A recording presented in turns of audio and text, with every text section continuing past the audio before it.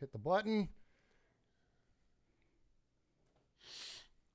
So the YouTube thing will kick off, David. So it's kind of winding up now. And the YouTube thing will start in a minute. There it goes. All right. So now we are live on the YouTubes. And so we kind of do a little thing while people populate our chat room and whatnot, and then we hit the official start of the show. So always we wait for a guy named Ron to get into the chat, and now Ron is in the chat. What's up, Ron? And so we'll go ahead and kick off another episode of Raiders Fan Radio. Oakland, LA, Oakland, Vegas, Raider Nation, wherever, forever. You got your old Uncle Mosh and Raiders Fan Radio from Murf's Fan Cave, taking a lighter journey into the dark side. Sit back, put your feet up, pop a top, and enjoy the ride. Here we go! Look left, look right, Paletnikov, a leaking pass, touchdown! We miss you. Love you, and we'll see you in the Hall of Fame. When you have great coaches, then after you have great coaches, you get great players, you have a great organization, and you tell them one thing, just win, baby. Way up the middle, intercepted Filipiano at the 50, time running down, Oakland football, and I think Oakland victory. The Raiders have scored on the most zany, unbelievable, absolutely impossible dream of a play. Well, I love this team. I think this team can win. I think this team can win.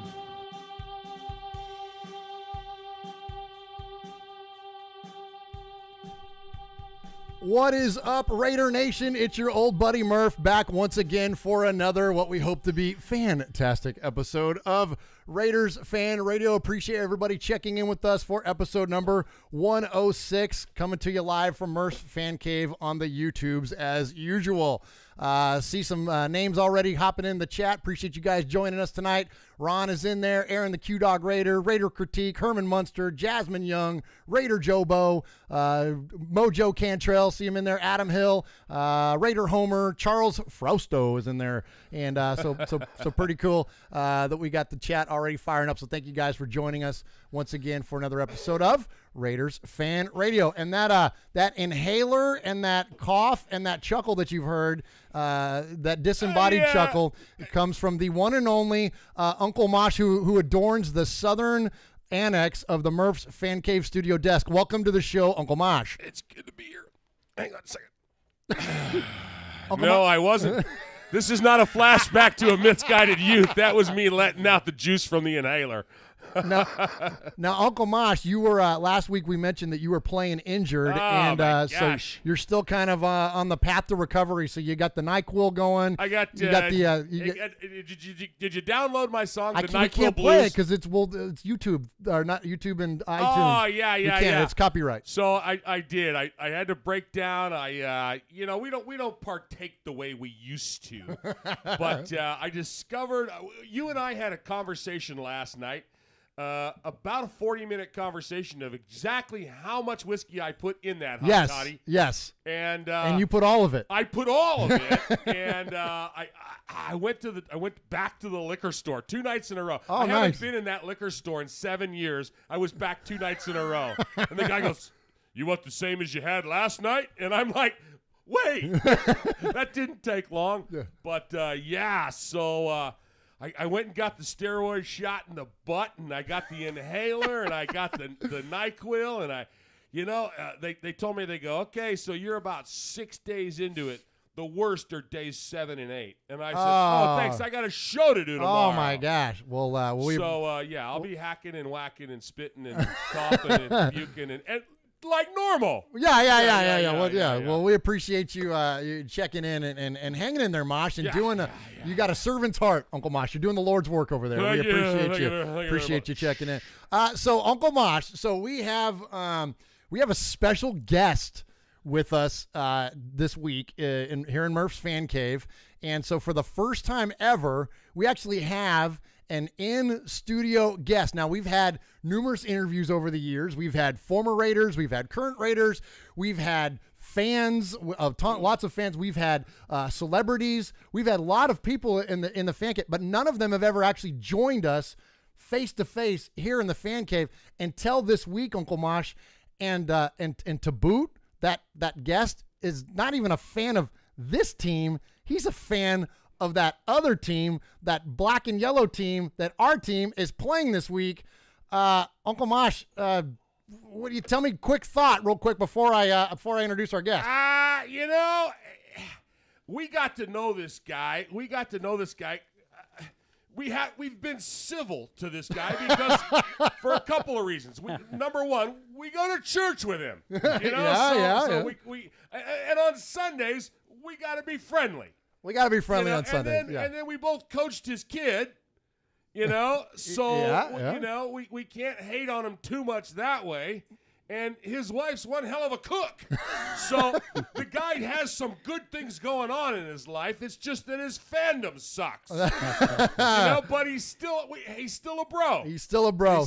All right, so let's get to the formalities. So welcome to the show. A man who is his skill and talent as a busy touring musician is matched only by his long list of recording credits and the work that he has done with a multitude of artists over varying genres.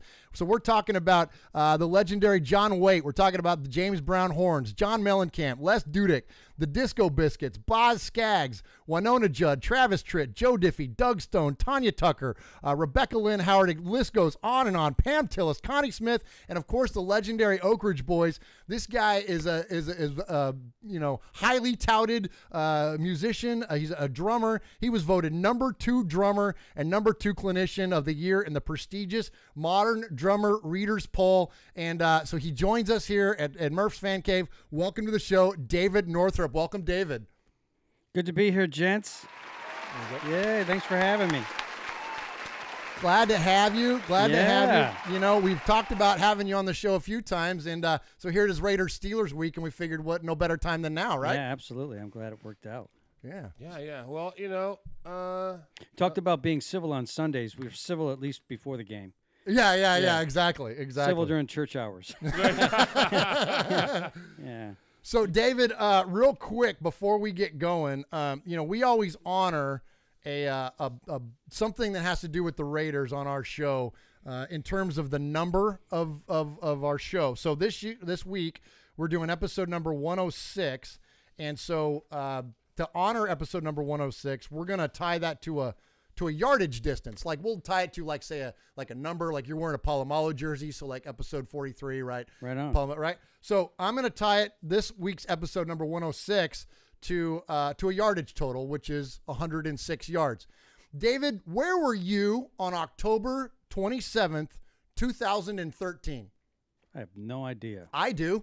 Where was I? On my couch. Oh, was I? Yeah. Oh, that's right. And do you remember what happened that day? I'm sure that the Steelers lost because every time I've come to this home to watch the Steelers play any game, we lose. You do. So I don't make a lot of effort to come here to watch Steelers games anymore.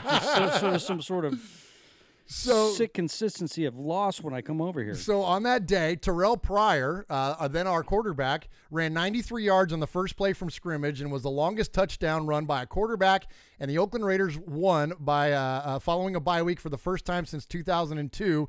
That day, we beat the Pittsburgh Steelers 21-18. And on that day, David, Terrell Pryor finished with 9 carries and 106 yards along with that touchdown. So we want to celebrate Terrell Pryor. And here. You would know that. Well, yeah. Of course you would. Well, and I just thought you had such a fun time over here that day watching the Raiders beat the Steelers. I just figured I would bring that up.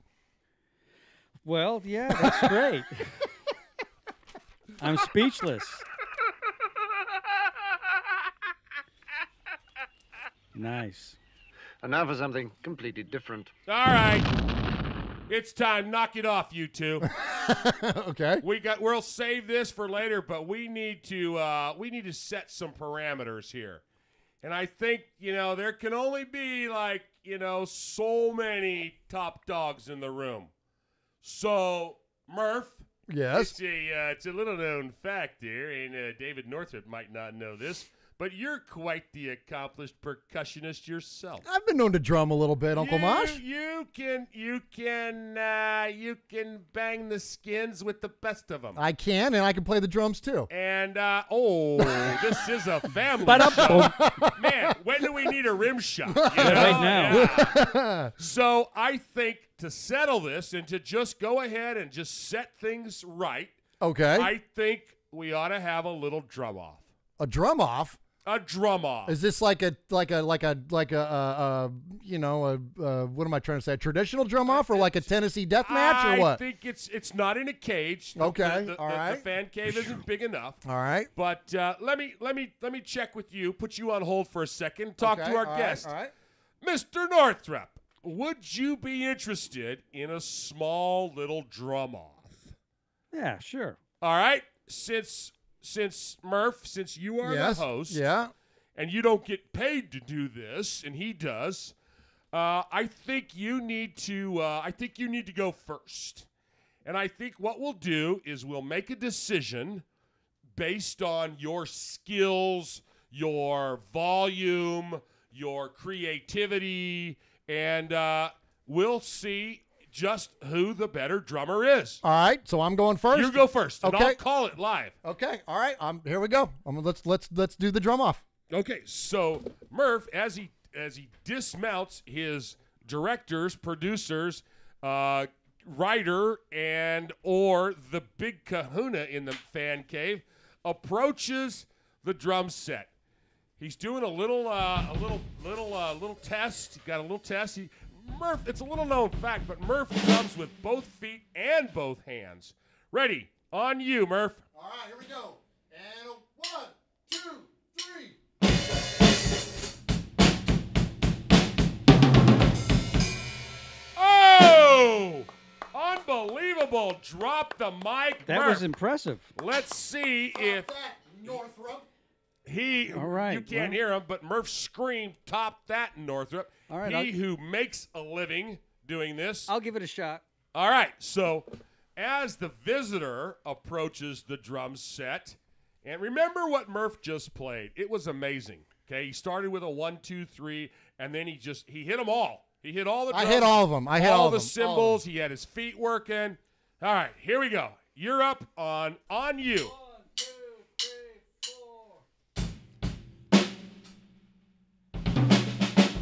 Doesn't look good for Dave. I've got it. I've got him. Well, I can't play that exact thing. I could play something like maybe.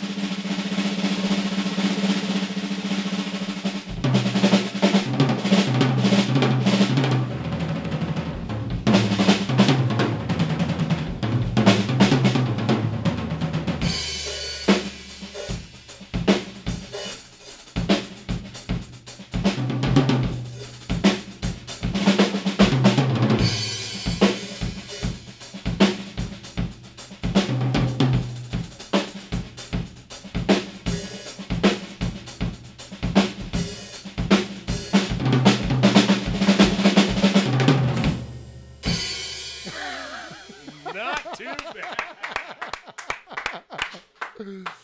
All right.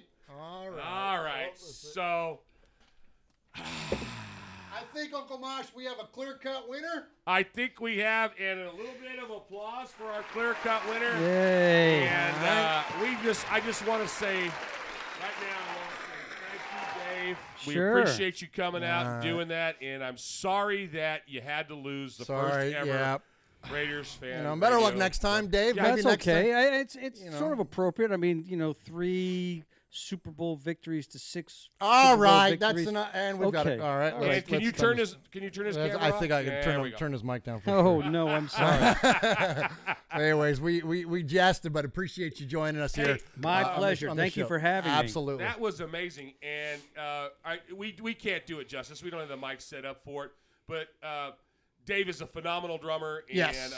I've showed his stuff on the YouTube to my kids at school. I've got a lot of musicians here, and we're a bedroom community to Nashville. Nashville's Music City, USA, and we have we were talking earlier, you can't sling a cat in this town without hitting somebody that plays for somebody, and Dave's one of the best around here. So how can our fans see more of his stuff? Yeah, so you've got a new CD coming up, right? You got a solo project. I do, and you've done a lot in your career, Dave. You've I have. been I've been real tell blessed. us a little bit about what you got going on and what you've done, man. Give us the highlights. Cool.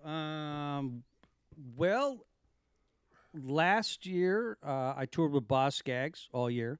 That was a huge highlight so far in my career, having been a huge Boz Skaggs fan from as long as I can remember, back in the day growing up. Currently doing some work with a 80s country artist named T. Graham Brown, fantastic vocalist, great artist, had a bunch of hits in the 80s.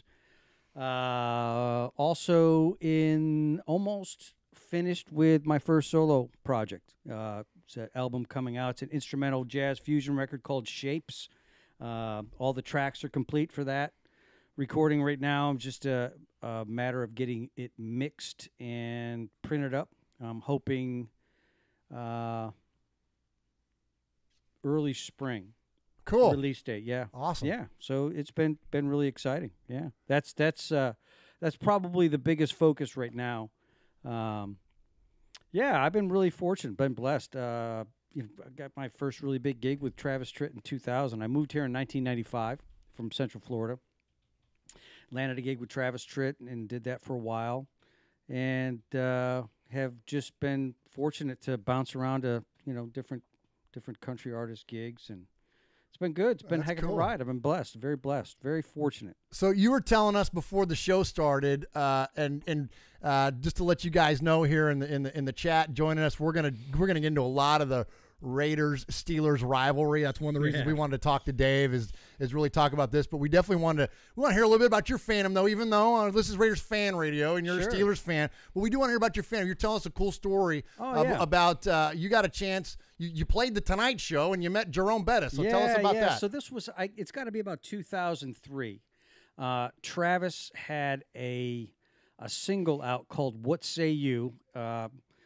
With John Cougar Mellencamp. So John and Travis had this duet, and it was sort of a political song. So we had the opportunity to go play the Tonight Show with Jay Leno, and it was Travis Tritt, of course, and John Cougar Mellencamp. And I remember it because it was sort of a big deal. Senator Fred Thompson announced his run for the presidency from Tennessee. Senator Fred Thompson. Yes, from Tennessee on that episode. And Jerome Bettis was also on the episode promoting his a new biography that he was autobiography that he had just released. So I was really extremely excited to. Well, first it was the first time I had ever been on Jay Leno, and Jerome Bettis was going to be on. So I was like, holy cow, this is incredible. So my wife, being the awesome woman that she is, she bought me a Jerome Bettis football jersey and had it sent to our hotel in Los Angeles. Unfortunately, the jersey didn't arrive in time. I was actually going to wear it on the show. Well, I was hoping to be able to wear it on the show. I would have had to have cleared that with Travis. And had I wore it, I probably would have got more camera time than he got. So it was probably it might have been a job security thing. Right. God looking out for me saying, nah, you don't want to wear that. So anyways, had a chance to meet Jerome Bettis backstage, got a picture with him. It was really super cool. And the guy was huge. He was just so wide. I couldn't believe. And the cool thing was, like, backstage, I remember him, I got a Steelers T-shirt on, and I'm waiting for him to arrive. And he finally gets there, and there's, like, this long hallway in the back. And I'm like, oh, here he is. He's starting to walk down the hall. And he could see me with the Steelers jersey, and he pointed at me while he was walking down the hall. Nice. Yeah, so he gave me a high five. And this was before cell phones, so it's 2003. Or not before cameras on cell phones. Right. Okay. I still had a flip phone. So I had a camera with me, of course, and I had to talk to the producer of Jay Leno to say, hey, man, is it cool if I get a picture with him? And they were like, yeah, you got to be cool. Wait till he does all the things he has to do. And after his segment, we could probably snap a photo with you real quick.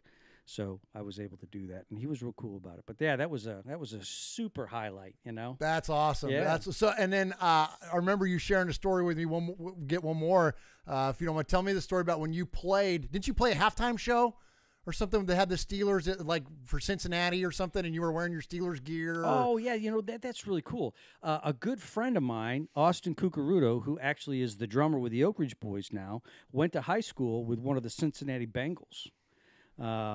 So he got us tickets to go see a Monday Night Football game, and of course I wore my Steelers stuff, and I'm sitting in like the fan section with all the Cincinnati Bengals people, and I'm the only one with Steelers stuff on. Nice. And they were cool. They embraced me. They were like, "Yeah, man, you know, good for you. I mean, if you're brave enough to wear it, sure, we'll have respect for you. We're gonna beat the crap out of you after the game, you know." So that was pretty cool. I've gone to like two Monday Night Football games. The last Monday Night Football game I went to, Ken Anderson actually got me tickets. Wow! Yeah, former Bengals quarterback Ken Anderson. Former Bengals quarterback Ken Anderson, who actually coached, was the quarterback coach for the Pittsburgh Steelers.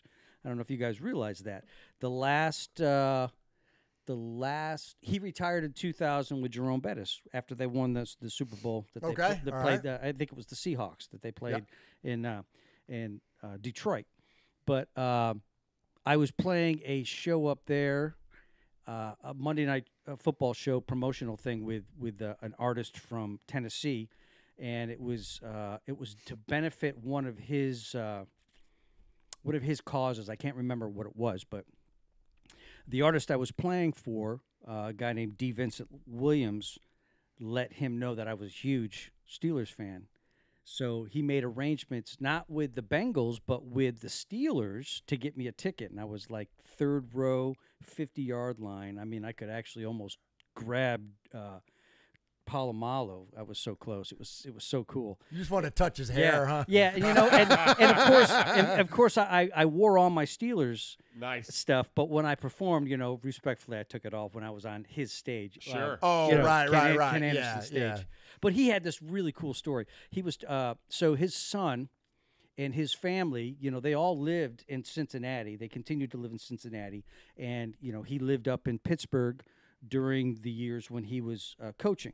And they were all just, you know, diehard Cincinnati fans, but to support Dad, you know, they were they followed him, cool. and they were Steelers fans. So he was talking to he told me the story about after they won the Super Bowl in Detroit. They're walking downtown, and he's walking with his son, who I don't know how old his son was, but his son is decked out in his Steelers leather jacket and a Steelers jersey and a scarf and a hat, and they're walking down the street, and his son said, you know, Dad, I'm really proud for you. You know, great accomplishment. And he goes, well, I just want to let you know. Ken says this to his son. He goes, I'm retired now. You know, you no longer have to be a Steelers fan. So his son walks into a bar, takes his hat off, takes his leather jacket off, takes his scarf, takes his jersey off, and just gives it to like strangers. And he's walking down the street of Detroit without a coat, without a shirt on. He was like, "Oh my God, I've been freed of this black and yellow." Yeah, and you know, of course, the way he told the story, it was just hilarious. You know, but it was fantastic. Awesome. I was like, "Wow, that's so cool!" It's like, man, you got some really dedicated family members to actually follow you to play. You know, to be a fan for the Steelers when you know, they're diehard Cincinnati fans. Dave, you're getting some great love from our fans. And our capo says, tell them about the chat. So that's Aaron, the Q-Dog Raider in our chat room. Our capo Q-Dog says, man, I can't stand it. I like this Northrup dude. And, you know, and there's a bunch of them that are talking about, man, Boss Gags, this guy's for real, man. He's legit. Fact, and then Raider Critique says, fact is, jazz is one of the hardest musics to play. So our fans are recognizing your skills, man, and they appreciate you. Thank you for your embracing me, folks. Yeah, absolutely. Yeah. A Steeler fan on Raiders Fan Radio. We're breaking barriers here. Oh my gosh, I know. So anyway, they're They're glad to have you. We're glad to have you. Absolutely. Anything before we kind of kick it off? Any website we can send folks to check your stuff out? Well, DavidNorthrup.com is under construction right now, just with the new album coming out. So we're revamping that. I have a YouTube page, just David Northrup. If you can't find David Northrup, take David Northrup Drums. I've got a lot of cool videos of actually, touring with Boss Gags last year. Some touring stuff with the Oak Ridge Boys and a bunch of pro shot stuff, actual DVD footage from touring with Travis Tritt. There's a bunch of stuff there. Got a Facebook page, David Northrup Drums. If you go to that and like that, that would be marvelous. All right. And that's the best way to kind of keep up with me on stuff that I have going on. I'm on, other social media things, but I don't. It's tough. Yeah, it's tough. It gets so many. It's man. just Facebook for me and my personal website once that comes out. All right, good deal. We'll definitely definitely support him, Raider Nation. Check out David Northrup Drums on Facebook, and thank you again. Yeah, and you're going to sit in with us for the show. Heck, you're gonna sit in. All right, you guys are going to pummel me with all your statistics, but the thing I'm going to always remind you of is 6. All right, Super Bowl. Here he goes. We're working. See, we were trying to play nice. Dave. We're trying to fill the second hand, guys. Oh my! All right, here he goes. Have at him, chat room. Hey, I got something for you to put in your second hand, pal. Hey! Whoa! Boom. All right, Uncle Mosh, you want to hit us with a drop there, Mosh, and then we'll get started. Yeah, this is another guy that's musically inclined that I happen to like. Tell me what you think. Hey everybody, this is Johnny Spencer from the punk rock band Stringer, and you're listening to Raiders Fan Radio with Murf and Uncle Mosh. Go Raiders, baby.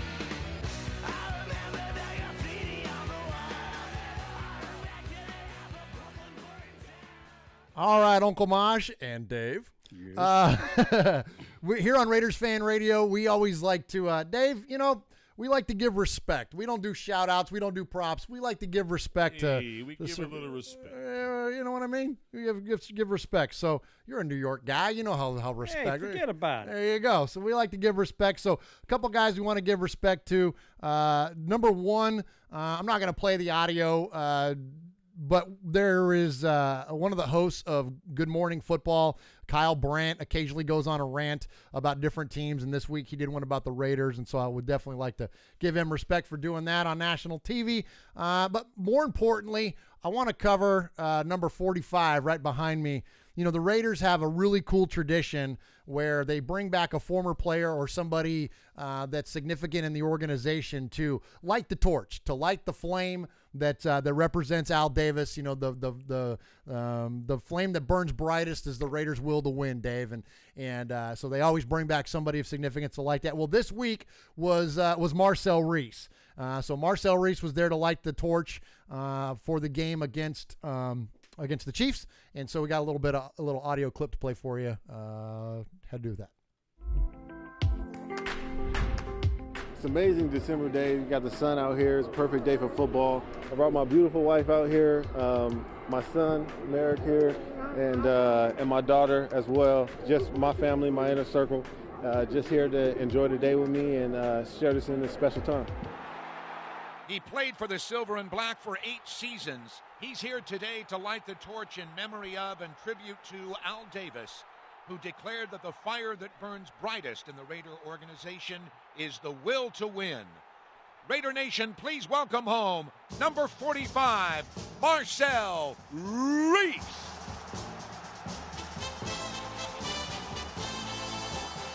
I can't really put it into words. Raider Nation is second to none. They know they have a special place in my heart, and I'm forever grateful to them. All right, there we go. Marcel Reese, he was referred to as a fan favorite, and he's definitely a favorite of ours. We had just a couple years ago, Dave, this autographed jersey that's behind me. He signed that in person. Mosh and I went down to the field during warm-ups during a Titans-Raiders game, and I was wearing that jersey. I hadn't planned on getting it signed or anything. I just had it on, and he came over to where we were, and he said, "Let me get that jersey." And so there was a kid next to me that I had to elbow out of the way and steal his Sharpie. No, I'm kidding. But you wheeled him. Yeah. He was in a motorized All right. chair. All right, Heidi game. No, I did. I asked this kid if I could borrow a Sharpie, and he gave me a Sharpie. And so Marcel signed that right there on the field, and so it was that's pretty awesome. cool. And not to mention, he was just a great Raider, great representative of the Raiders, famous for wearing the Al shirt after Al Davis passed away, and he was wearing that shirt when he lit the torch for Al Davis this past week. So pretty cool. So we definitely give respect to Marcel Reese. One more, Mosh, I would like to give respect to is that, right now things aren't going well for us in terms of the win-loss column, right? We have a lot of things to be excited about in terms of Raider Nation, but things are tough, right? I'll give you that. Things are tough. Things are tough, and so there's a lot of criticism out there. Dave, I don't know what do you call? It's not Steeler Nation. We're not going to refer to them as that, but what do you call the fan base? Steelerville, Steeler people, Steeler Nation, the Steeler, the Steeler. Pittsburghs, the Pittsburgh. There's no T in it, just piss. Piss. It's like a frozen block of urine. Kind of a my thing. God! Yeah. Oh, yeah, that's nice. You've never heard that before, It's really? like the poop emoji. Yeah. The piss block. The Pittsburgh. Yeah. So Pittsburgh. The Pittsburgh. Well, because there's only one nation, that's Raider Nation, Dave. So we won't do Steeler Nation. We'll just call the Squealers. What do you want to do, Mosh? How do we refer to them? Those people. The people. All right. Just call them those people. Well, I don't know what those people are like, Dave, but Raider Nation is very vocal in terms of their criticism of the team at times. And there's been a lot of criticism going on. There's criticism of our owner. There's criticism of the coach. It's kind of top to bottom. Well, if I can say with a 2-10 record, I think it's 9, Dave. Oh, is it? Yeah. I thought it was 2-10. Who invited them? Who's the new guy? Well, I'll explain. The problem is that he's a musician. No. He only counts to 8. I'm looking here on my app here. With the Steelers. Are we 2-10? I guess that's right because you count the Raider or the Chiefs game. Yeah, we're not talking about that game. Well, I see. We hadn't got to that game. Talk about that game. It doesn't count. It doesn't count until we talk about it, David. Us Pittsburgh guys, we're not good at math, but I'm just looking at my Pittsburgh Steeler app, and it's telling me They have an app? Yeah, we do. We're high tech, baby. Oh my God! Well, hey, like we always say, we love numbers, but we hate math. So whatever, 2 and 9 and is. What's the difference at this point? Well, you know, all right. Keep losing for the draft. Fair enough. I'm sorry. We have all the first round picks already. Yeah, we already got them all. All right. So anyway, so the point of this segment is that it's easy to pile on, right? And there are tons of people that have piled on the Raiders this year. Well, there's one guy that hasn't, and we trust a handful of media outlets, Uncle Mosh, and one of those guys that we trust is Jerry McDonald of the San Jose Mercury News, and he had a tweet this week he put out, and he said, you know what? It's easy to pile on. It's easy to pick on the Raiders. What's hard to do is to dig into it and actually look for some things to be positive about and to try to at least understand what the Raiders are trying to do. And so he's got a great article here. It's in the Mercury News. And basically, he just goes through and lists 5 things, and that the Raiders are doing well. So one of those is that we're better than the 49ers, right? We can all. Well, there you go. And it's a step in the right direction, sure, right? The Carr-Gruden partnership is working. That's something actually that's gone very well. Is that Gruden and Carr are working well together? As you know, with Tomlin and Roethlisberger, right? It's kind of important for your coach and quarterback to be on the same page. Absolutely. And and whether it's Brady and Belichick or whoever, it's a big deal. And so far, Carr and Gruden, the partnership is working. On the same page. The offensive line starting to come around, Mosh. That's right. We love our guys, man. We love our line. We love our line. They're looking better.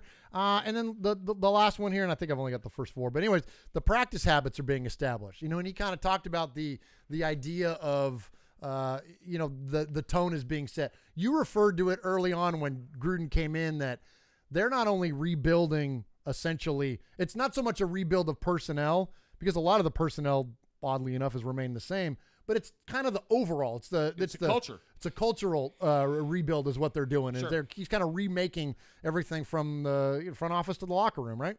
Yeah, exactly. And it trickles down from the top. It has to start. It has to start with the leadership.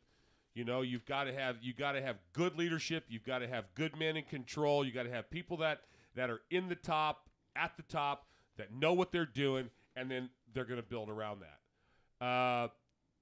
there. Oh, just a quick note for Mr. Northrup. Yeah. Capo Q Dog. Yeah.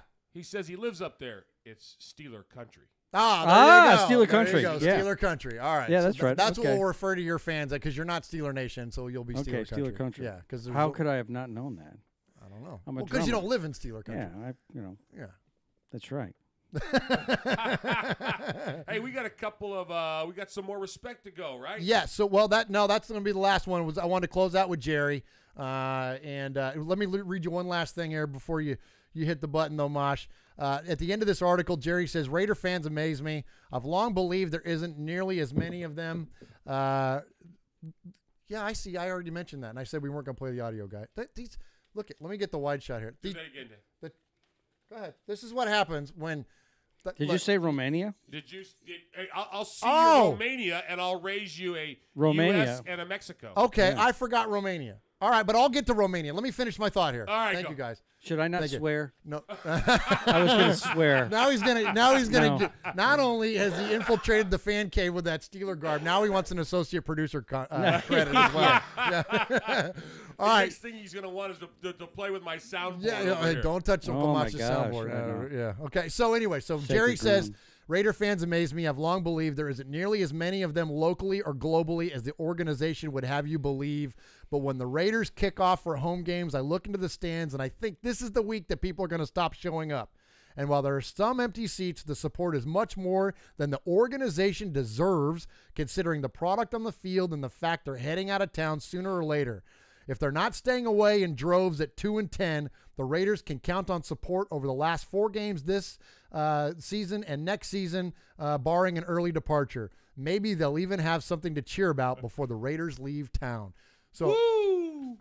not Strong, bad. strong man. words. Good stuff from Jerry there. So definitely support. Look, we've rallied, or at least I have, against the mainstream media at times that report on the Raiders. This is not one of the guys that spreads misinformation. This guy does a great job of accurately reporting what goes on with the team, and so definitely support what Jerry McDonald is doing. All right, Uncle Mosh, you brought it up. Go ahead and give out the last bit of respect to the fabulous country of Romania and tell Raider Nation why. And it has nothing to do with their lettuce. Okay? It's all been recalled, but, I think that's Romaine. We're not. That's never mind. Yeah. Romania, think Nadia Comaneci. Yeah. Okay, so we are. Yes. We are.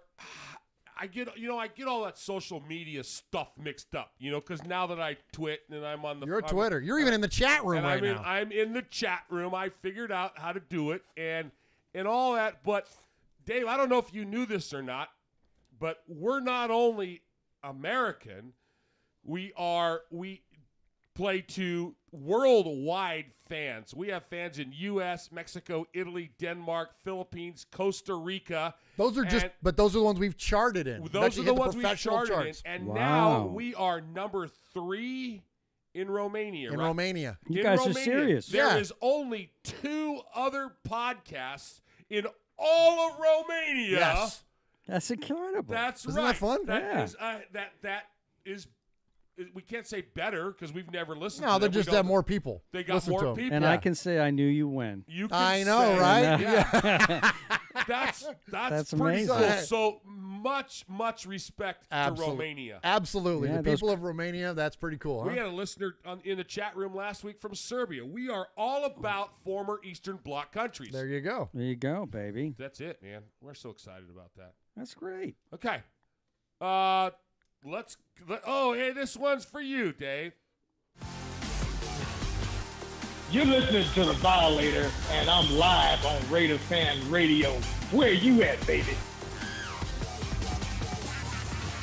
And I'll tell you the reason that I played that. The Violator? The Violator. I don't In the know. Me Too movement? And, Oh, Dave. Come on. Oh, my word. That's Violator there. Okay. He's one of the legendary super fans of the Raiders. He's probably, easily, him and Gorilla Rilla are like 1 and 2. Yeah. Please, nobody else take offense to me saying that because there are many, many wonderful Raiders super That guy's fans. scary, man. But he's one of the absolutely. The Violator. One of the best, yeah. Well, Violator, if you're listening, I hope I didn't offend you by my little stupid comment. Oh, he's listening, Dave. Is he? And we know your address, and we're gonna put it on the chat here. Hey, I don't have a card like that. That's pretty awesome. I know you need to get a card like that. Well, you got the hair for I got the hair. You got the I hair got the working hair. over there. Yeah, you got the look working first. The super fan look. Dave showed up in his starter jacket and his pajamas. And for those of you that are listening to the show and don't see it here on the YouTube, Dave is wearing he's got spiked yellow hair. I'll take my headphones off. You could really get the whole. Oh my gosh! Look at this. So he's got his spiked yellow hair. He's got his All I can think of Palomalo is jersey. Bosworth. Yeah. And then he's got his pajamas on, his Steelers onesie underneath, and he's even got Steelers slippers. All right, that's about enough of that. I got some problems. All right, here we go. All right. So speaking of the Steelers, let's get into it. Let's get into what Raider Nation wants to hear. And they want to hear us talk about, and one of the big reasons, besides the fact that you're a friend of ours, we wanted to talk about the Raiders-Steelers rivalry and about the significance in sports of this rivalry. You know, there's a lot of vitriol, if you will, towards teams outside of our division, like the New England Patriots, for instance. Okay, and the Tuck rule is still a hot topic in Raider Nation, Dave. And aside from the teams in our division, Raider Nation seems to hate the Patriots most. Okay, Well. And the enemy of my enemy is my friend. So I'm sure you hate the Patriots as well, right? Yeah, of course. I mean, buy a ticket and stand in line, right?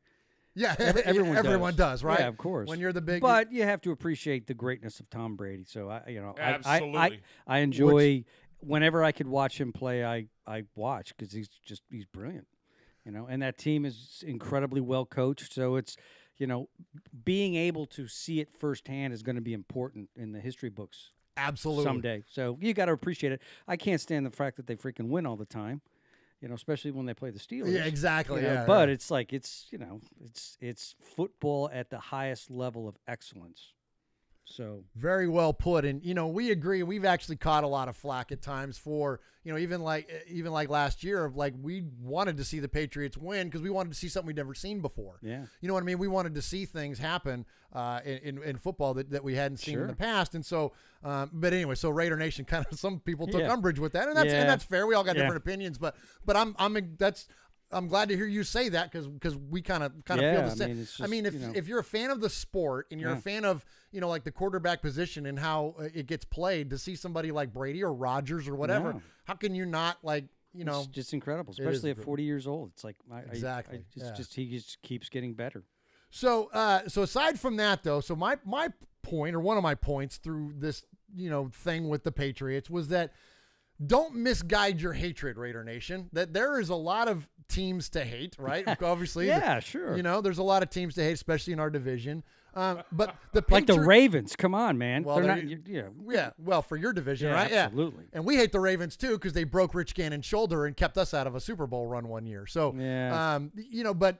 As far as the Patriots go, the Steelers deserve way more of our hatred than the Patriots do. And mine. They got Mosh's. And when you talk to old school Raider fans, they hate the Steelers much more than they ever hated the Patriots. And the reason why is that the Patriots kept us from winning one potential championship. The Steelers have kept us from winning many, many more than that. And when you look at the history of the teams, going back into the 70s, when we look in now these teams never played in the wild card round, and they didn't have the wild card for a long time anyways during this time. But in the divisional round of the playoffs, the Raiders and Steelers met 3 times. We played in 72, 73, and 83, and the Raiders won 2 of those 3 matchups. We won in 73, and then we also won in 83. And in 83, of course, was when we went on to win the Super Bowl as the then Los Angeles Raiders. Then you go to the AFC Championship game. Our teams played 3 times as well. We played in 74, we played in 75, and we played in 76. You want to talk about a heated rivalry? Our teams played in the AFC Championship game 3 years in a row, and only on the 3rd try did the Raiders win. So for the 2 times prior to that, the freaking Steelers beat us.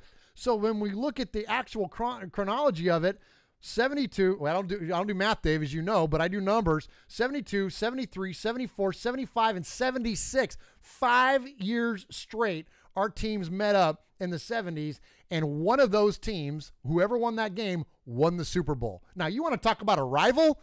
Yeah, there you go. Yeah, right? big time. Old school right there.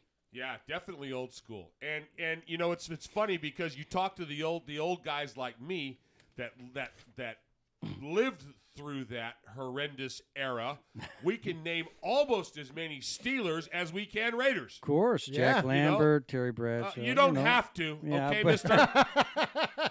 But what? No. All kidding aside, but you can. I've got all the football cards. Yeah. Do you really? Yeah, of course. And you guys, and I'm willing to bet that the guys my age and older that also lived through that, and then you guys, the aficionados of football that came up hearing the stories about that, can do the same thing. Can name as many Raiders that tortured you as Ken Stabler, baby. you know? Absolutely. There you go. Snake.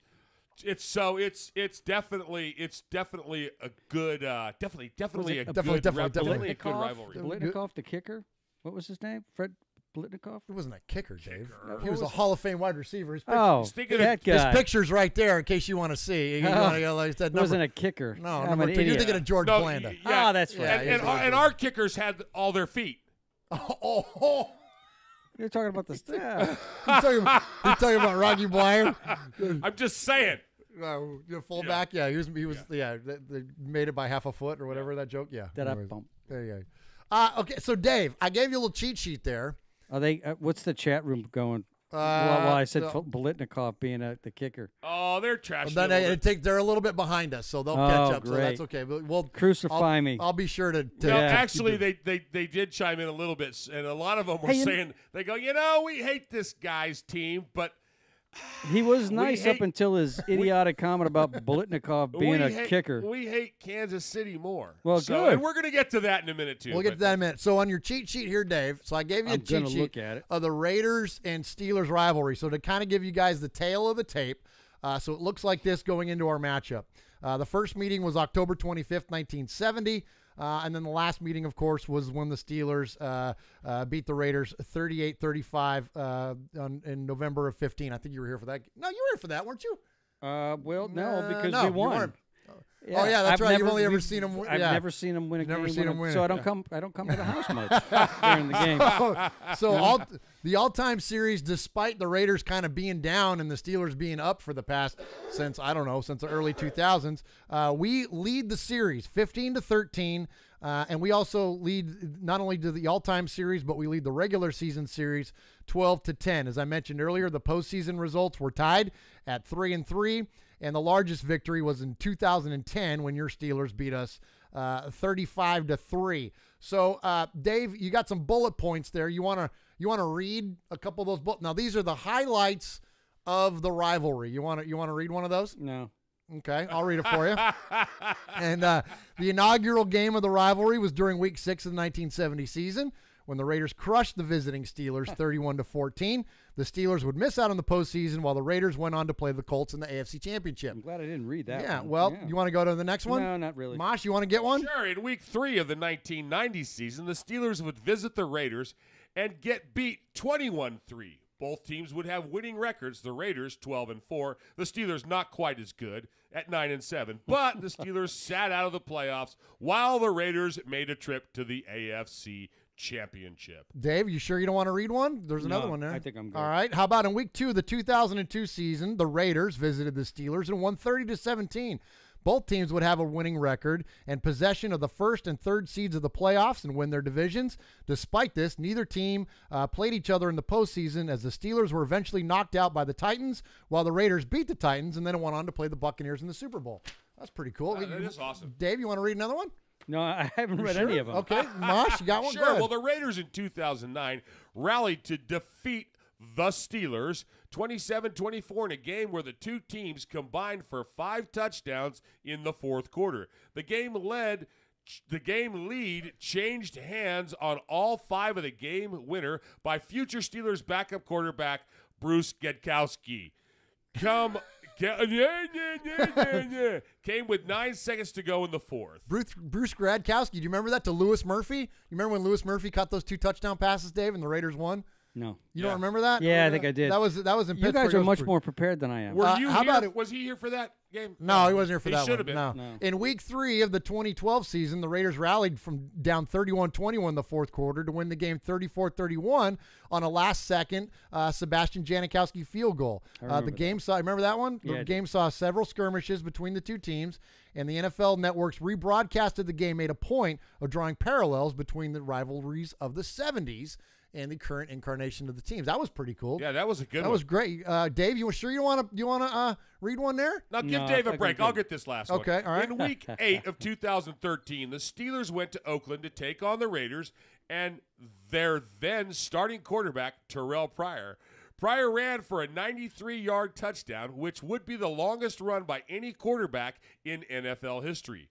The Steelers tried to rally late in the game, but came up short, losing 21-18. Do you remember all these games, Dave? I do. You know what? I just went to the rundown of the Raiders-Steelers rivalry, and miraculously, it's all Raider victories there. Boom.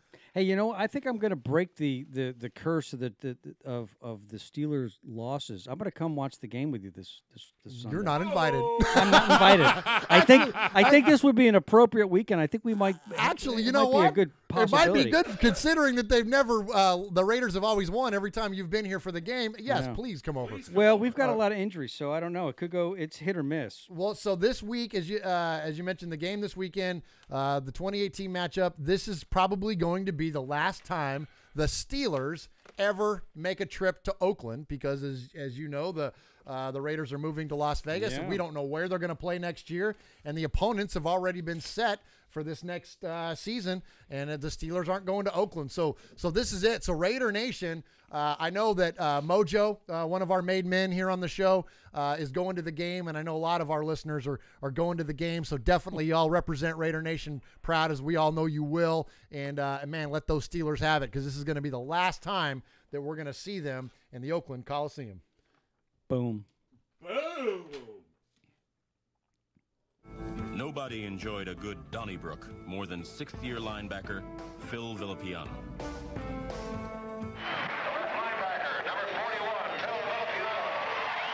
This is Phil Villapiano, and you're listening to Raiders Fan Radio.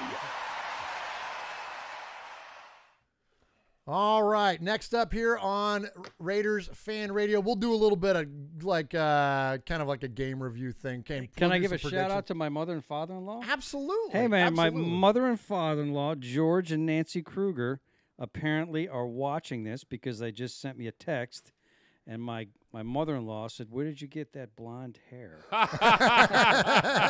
Thanks for tuning in. Good deal. Awesome. We'll appreciate, absolutely. Thank you for tuning in. Tell her to subscribe.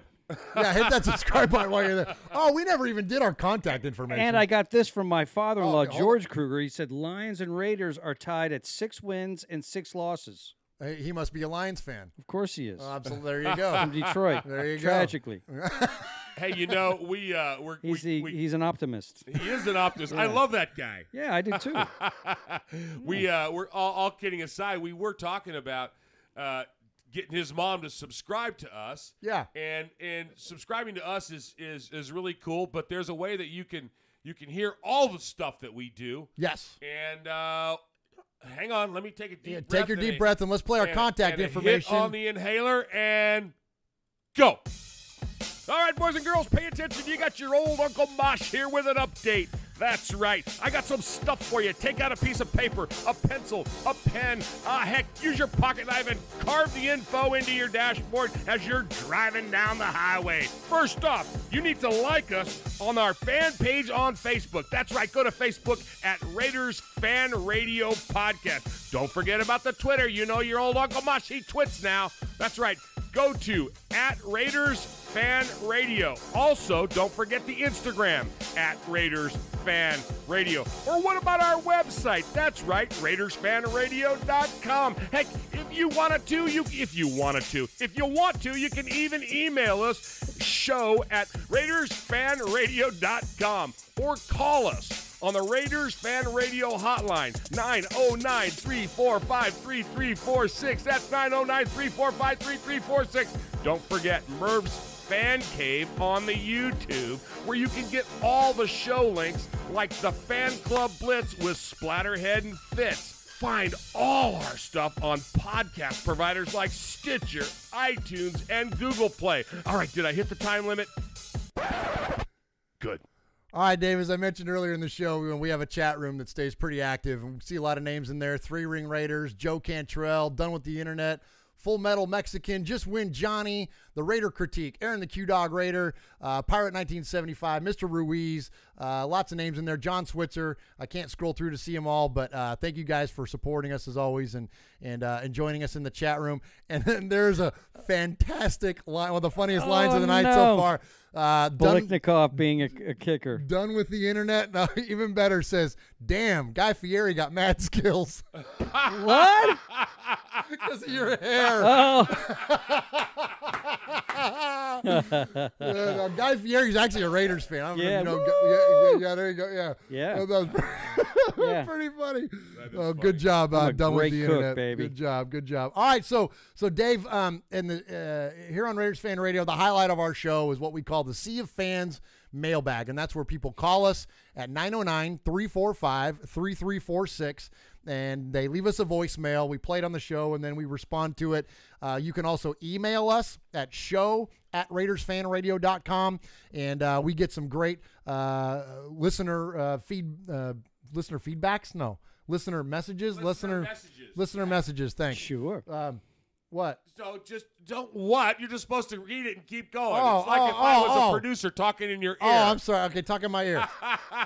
Okay, I missed. I'm all over the place. I know, but you'll come back to it. Well, let's just do it now. Hey, let's just do it now. Before we get to see a fan's mailbag, we got to touch on last week's game. Yeah. You know, let's touch just a smidgen because see a fan's mailbag. The see a fan's mailbag will obviously. I think it's that cough medicine. I know, right? Yeah. Oh, dude, this is better than the hot toddies. I'm about three-fourths of a bottle into the night. Wow, that'll do it. Uncle Mosh, where's your? We need to get you a Jamarcus Russell jersey over there. We need to get you a NyQuil endorsement for the program. All right, so one of the things that we touched on last week was about Dave, about hating your rivals, right? And when it's what teams are that you hate, and well, we don't embrace hate by any means in our normal lives. And in terms of football, it's okay to hate a little bit. And so we played an audio clip from a Raiders Chiefs game, Thursday Night Football last year, when Ving Rhames did this amazing voiceover about the hatred between these two teams. And don't you know it, it came right on the heels of our own Uncle Mosh doing his own Raiders hatred. About a week before Ving did it. Yeah, well, I looked it up. It was actually 2 weeks prior. So it's 2 weeks prior. And so we wanted to play it then. I didn't have it ready then, but so going back from last week, I got it here ready to go for this week. And so it's not only about the Chiefs, it's kind of about the overall idea about hating your rival. And so this is fantastic. So this is Uncle Mosh from last week, and we're going to call this the RFR Rewind. RFR Rewind. Next one we're going to play. Grab yourself your frosty adult beverage, if you will. This one's a few minutes long. Our fabulous Uncle Mosh, who provides so many voiceovers for our show, said he wanted to get on this week. He wanted to give a little bit of a rant. I told him to call in, and we'll feature him on the Sea of Fans. And he said, no, I want to come by and record it. So I said, all right, so come on by. So he came on by, and we recorded this here in the Dago Dungeon South. And here is Uncle Mosh, or as he calls himself here, the Raider Hater. Sonny and Murf, Raiders Fan Radio. You guys are preaching. That's right. You're standing up on the pulpit and you're going, love. We all need to love each other. And with all that stuff going on, love this and love that. And then 30 seconds later, the next thing out of your mouth is, oh, man, I hate the Broncos. I hate the Redskins. I hate the 49ers. Well, you know what? What you got here is the Raider Hater. Haters gotta hate, and I'm a hater. I'm the Raider Hater. Oh, sure. We're in a time in our society right now when everybody's preaching love this and love that, and we all got a cause. I'm here to claim the only good cause in sports that's worth talking about is how to hate. Now, hear me out. when is it appropriate in everyday life to walk down a street and look at a person and say that you hate them because of their ethnicity, their handicap, their national origin, their religious preference, their gender, their speech pattern? The answer is never. It's never an appropriate course of action to hate somebody because of that stuff I was just talking about. But change that up a little bit and go into a bar in Boston and announce your hatred for the Yankees. You'll never buy a drink that entire evening. Heck, you might even be on the ballot for mayor. You see where I'm going? If we as fans, athletes, owners, managers, coaches, whatever we are, if we keep our causes and our issues out of sports and stick to just hating people because of their mascots or their hometowns, life would be so much easier. So here I am. I am the Raider hater. Why? Because the Steelers suck. New England cheats.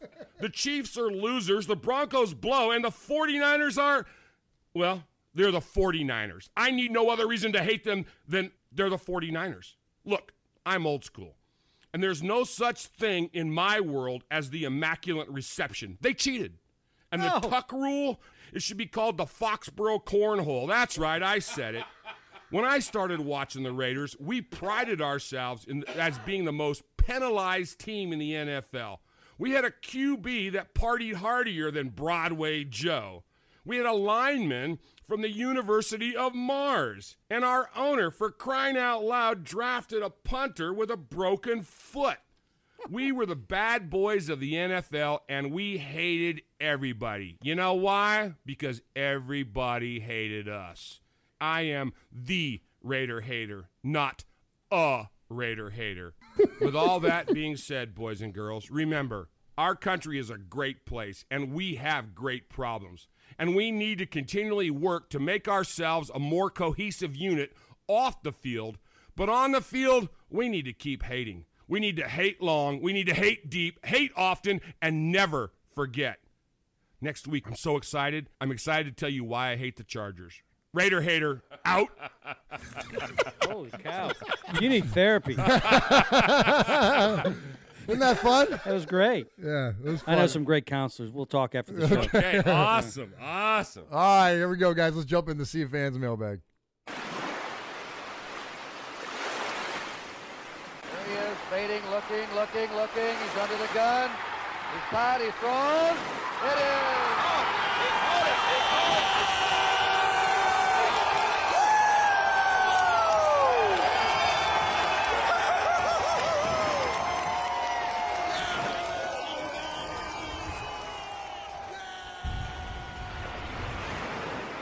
That might be my favorite rant you've ever done. Thank you. By the way, that's such a good one. I had That's such a fun good with one. writing that one. That was fun. Hey, but you know, I'm not done. Oh, jeez. Because in honor of Dave being here and my hatred for the Steelers, my love for Dave is one thing, but my hatred for his team is backed up by David Jones. David Jones. David Jones. He's a fan, and he posts this great thing on Facebook, and he talks about, oh my gosh, he's got some great stories in here, and he's talking about growing up, and his dad bet on football, and he's got some really good things, and he's gambling and drinking and having fun, and it all revolved around football and everything. And anyway, and he goes on and he talks about his his fandom and his love for the game, and he says, but He has this little story, Dave, and he's a true hater, and he's a true hater of the Steelers. And he says, but I have to give at least one of my many stories from going to Pittsburgh to watch my Raiders play. He was living in Pittsburgh, and he was a Raider fan. And he says, back in December 2000, the next to the last game ever to be played in Three Rivers Stadium because it was to be imploded, I took my 7-year-old son to this game. Both of us were proudly sporting our black hole attire. In the third quarter, with the Raiders in the lead, my son had to go to the restroom. We entered a restroom filled with over 100 drunken Steeler fans. Out of my son's brainwashed Raiders mouth came a scream. The Steelers suck! Suddenly, the entirety of all these drunk Steelers fans turned and looked directly at me. Not my 7-year-old son, who I was trying to push in front of me, LOL, to the mob, all of a sudden started to close in on us. I grabbed my son by his Raider jersey, and I rushed out the door. As we started to go through the tunnel back into the stadium, I heard the screams from the Steelers fan directly behind my head. I pushed my son into the stadium, and I turned to face my demise. As I turned, a fist was coming at my face. Then it was on like Donkey Kong. LOL, we were escorted out of Three Rivers Stadium only to miss Cordell Stewart's flippin' comeback. We knocked him out of the game earlier, and so he came back. But victory in the fourth quarter. This is my last message. Did they ever go to the bathroom, or did they pee their pants? He doesn't go on to say, but I'm sure David. After he got punched in the face, he probably peed his pants. Yeah, because no one would ever treat a fan of the opposing team ill at the Oakland Coliseum. Ever. We've never seen any of that ever. My gosh. We've never heard of it. Never even heard of it. So only this is the kind of behavior that Steelers country is famous for. Dave, you want to comment on that? I think you're both lying. I know better. I've been to Oakland. It's we are very fair and very accommodating to those that choose to support. Accommodating, helping people out of the stadium. Yes, exactly. After you punch them in the face, and helping relieving them of their clothing, and and I bet you nobody even asked who hit who. They just escorted the Raider out. Everybody goes. That's exactly right. All right, Uncle Mosh, you got another email for us there? You want to jump into a voicemail? No, let's go with Rico. Do it. Rico is our bro Rico's Italian. Rico's Italian. Lives in the Canary Islands. He lives in the Canary Islands. Okay, so Rico says, he wrote us a fairly long email, and I'm gonna go ahead and chop it up just a little bit because I want to give you the highlights of it. But Rico spent his holidays, and he was listening to our podcast and the YouTube, and he said that during some holidays recently he was in Italy, Slovakia, and Sweden. So there's 3 countries. Wow. Rico's in the Canary Islands, and he was listening to us while he was traveling in those 3 countries. Cool. And he says, but he wants to rewind a second back to the London game because it was the first time in his life that one of his dreams had come true. He arrived in London for the game, and he went to a pub. He had his Plunkett T-shirt on, and some guys came in and started talking to him. And it turns out they were working for the Raiders staff. So he got to hang out in a pub in England with some Raiders staff. That's cool. Suddenly, he sees a shop as he left the pub, and he's walking, and the Raiderettes and Maurice Hurst were there taking pictures and signing autographs, right? So he spent some time in there, and he got his picture taken, and he shared those pictures with us, and we'll put them on our website, and you can check those out too. Yeah, for sure. And then as he was leaving, and he got to the game, and before the game started, in one of the tunnels, he sees Mr. Davis walking in, Mark Davis walking in, and people were screaming and doing pictures and blah, blah, blah, and Mr. Davis wasn't looking at anyone, but then all of a sudden, he screamed and he yelled above everybody. It was like a lull in the crowd, and he yells out, "We believe in you, Mark!" And he raised his fist and he looked up, and their eyes met, and Dreamweaver started playing. Yeah. Dave Northrup was drumming silently. This really awesome jazz group in the background. You were doing brushes. Yeah. And he said that Mark raised his fist back at him. And he said it was one of the best moments of his life. Pardon me. He says he goes on to comment, and he gives it some commentary, and he says, if you're not committed and don't feel part of the team, you're not a Raider. And if you're not a Raider, get out. Go cheer for someone else, maybe the Cowgirls or the Pandas.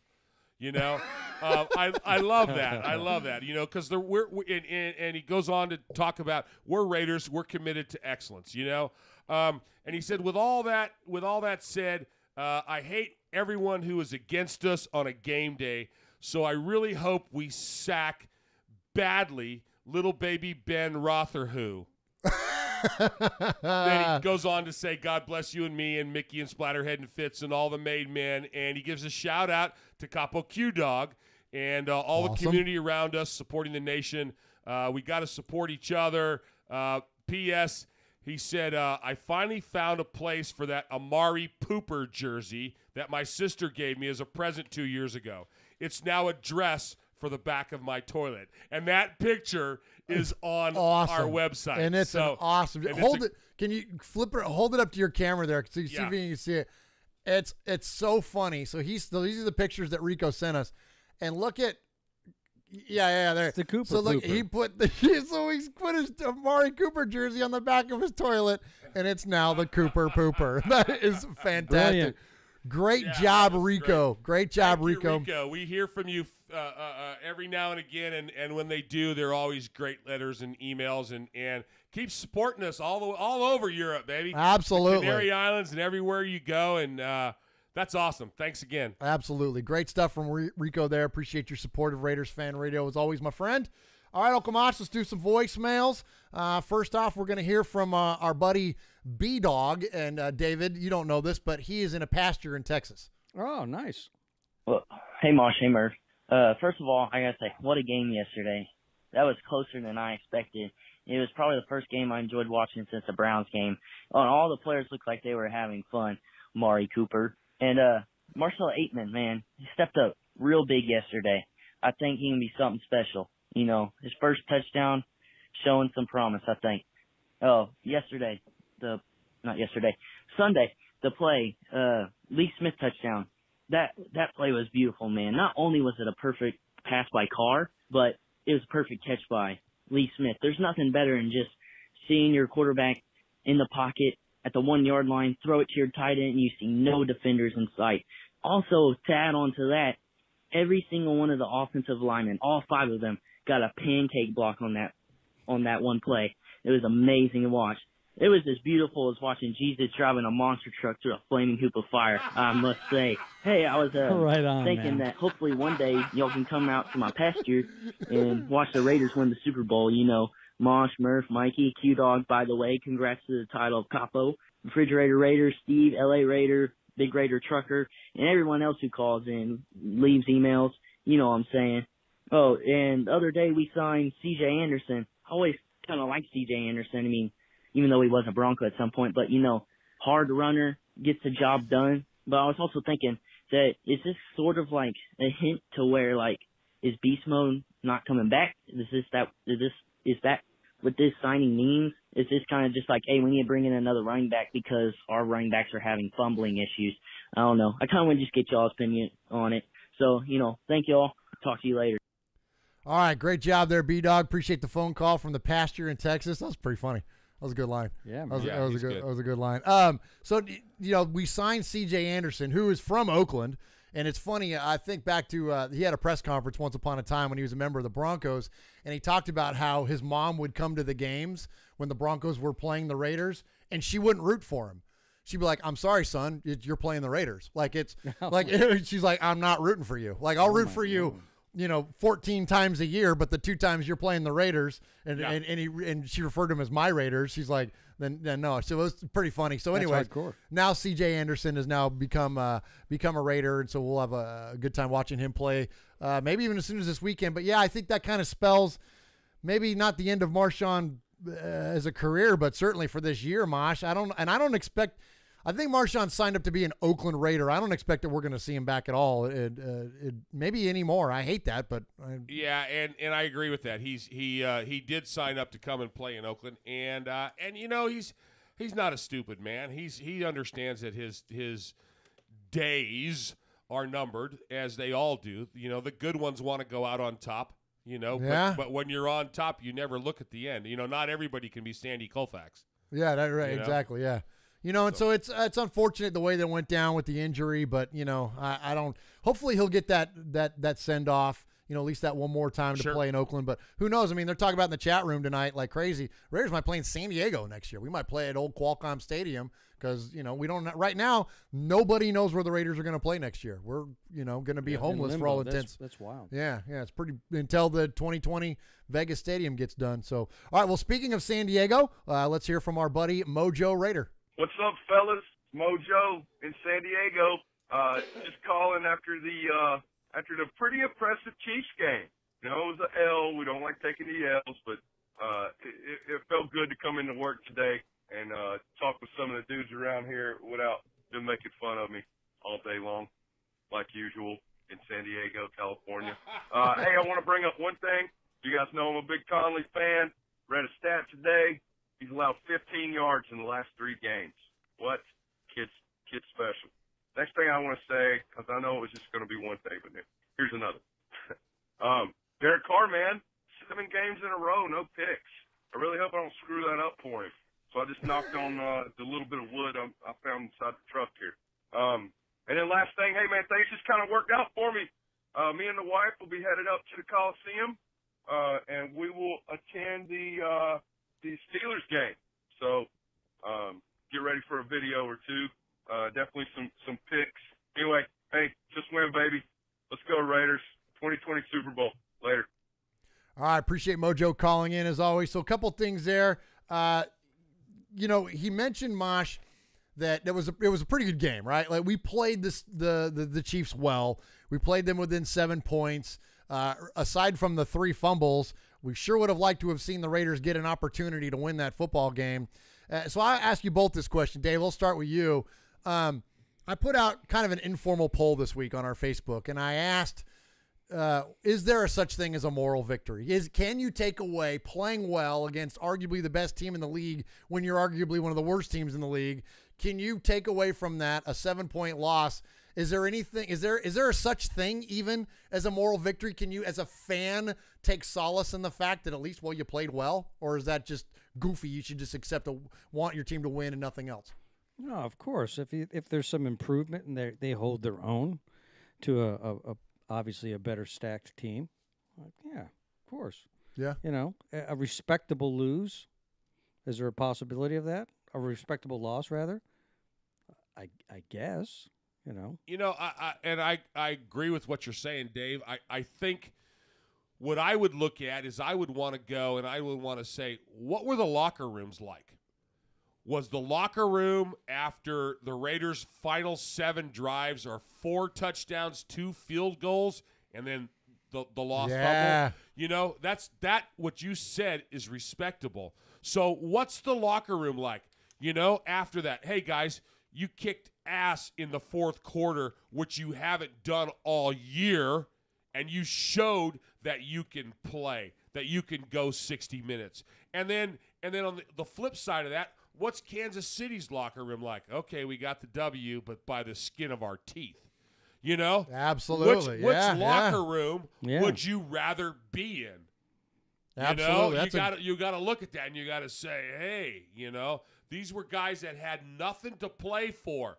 The Oakland Raiders had nothing to play for but pride, and they showed frickin' pride. That's awesome. Yeah, that's a great point.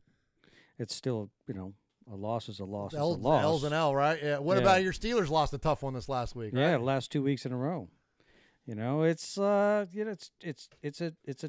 it's a drag. It seems like they're losing gas at the end of the games. Well, get ready for 3 in a row. Well, I don't know about that. even as beat up as we are, I think that we will prevail. Who's going to run the football for you guys? Connor's out now too, right? Yeah, Connor's out. What is it? Jalen Samuels, I believe, is going to take up the slack. Is that a local guy? No, is that the guy who the one you were? No, there's a guy named Ralph Webb that got activated into the practice squad. Who, ironically, is as a Vanderbilt grad.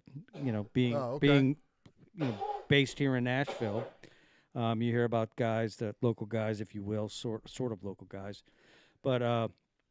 I guess Ralph Webb was a kind of a stellar player at one point. Had some records here, rushing records for Vanderbilt. But that was something that I thought was interesting, that he'd been activated onto the practice squad. just sort of being a local guy. But so who's the other one that you said? The running back? Jalen Samuels. Yeah, okay. he was a fifth round pick from North Carolina State, and they seem to be somewhat confident. I mean, he's been showing some real promise at practices, and you know, they seem to be confident that he'll hold his own. You know. Well, he's going against a good team to run the football against, because that's one of the areas that we've been weak on. So, yeah. You know what I mean? So that'll be an interesting matchup to watch. I'd put you on the spot here.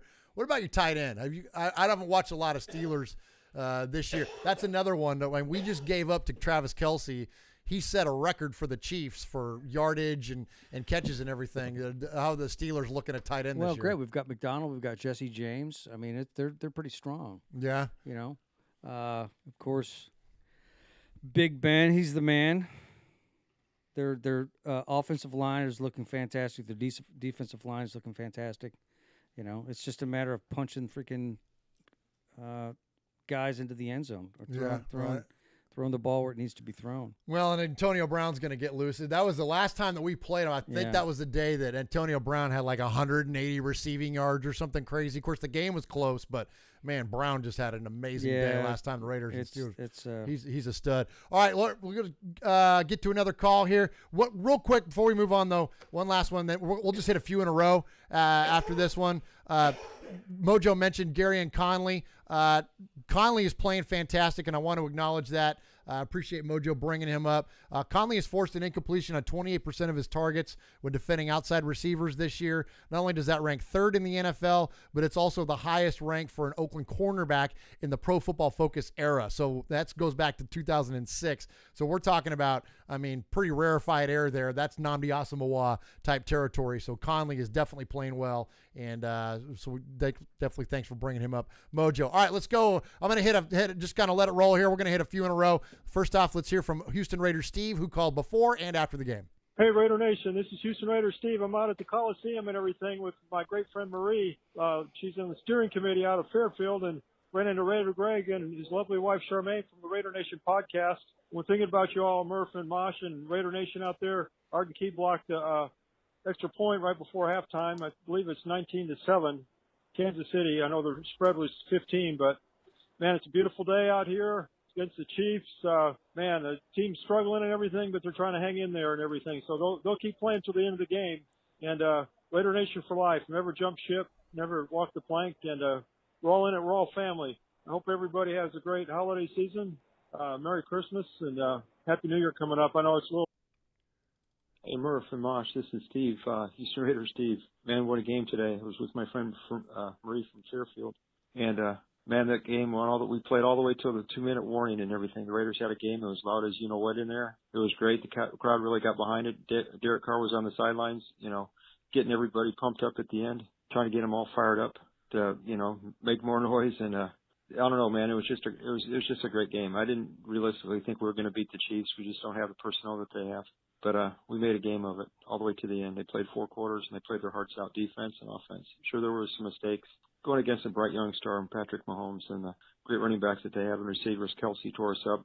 We're all cheering loud for, of course, Jordy and everything, and he made some great catches. And a running game with Richard got going. Washington got going. It was almost lost my voice. Anyway, we saw a great game. They played their hearts out.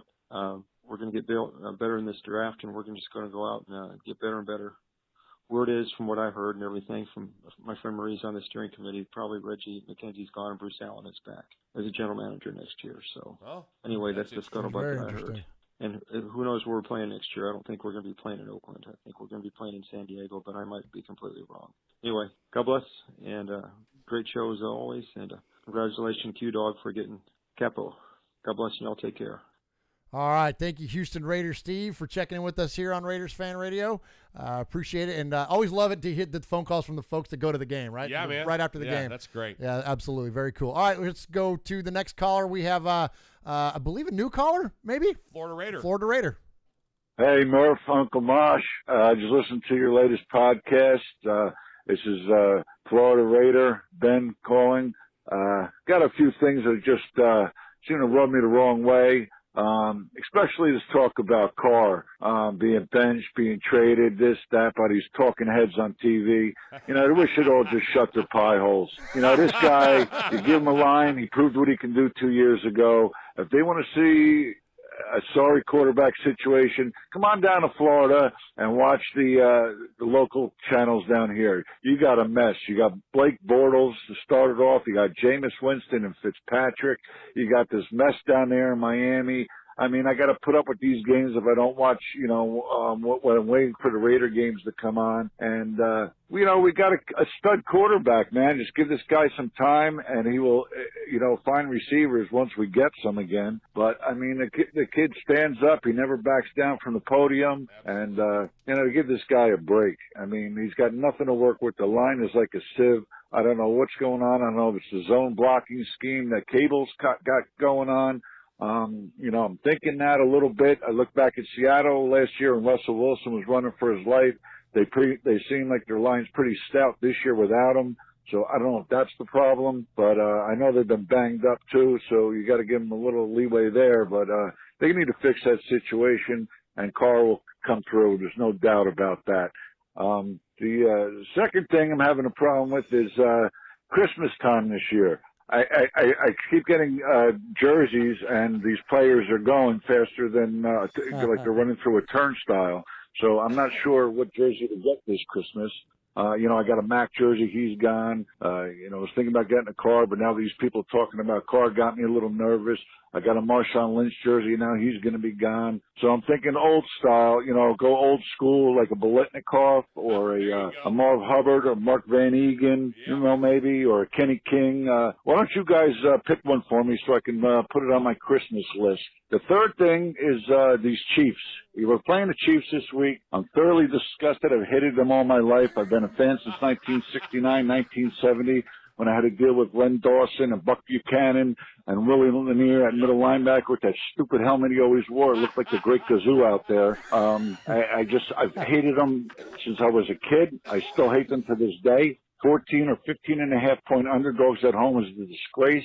They should fire up this team. Let's, you know, light a fire under their rear ends and smack them around a little bit, and let's show these people what we're made of. To win one of these games against them would be great this year. So my passion of hatred against these Chiefs is undeniable. I mean, I can ramble on all day about it. I can't wait to hear Uncle Mosh's rant that you have taped next week. I'm sure I'm going to love it. Hopefully we'll be in all better moods come Monday after we shock the world and knock these clowns off. So anyway, have a good weekend, guys, and enjoy the game. Thanks. Bye-bye. Q-Dog loves him. Q-Dog was calling Florida Raiders, great, man. He was calling him Wyoming Raiders' long-lost brother. And Nice. He said that he says, please, give me a tailgating too much with Florida Raiders. Oh, absolutely. Done.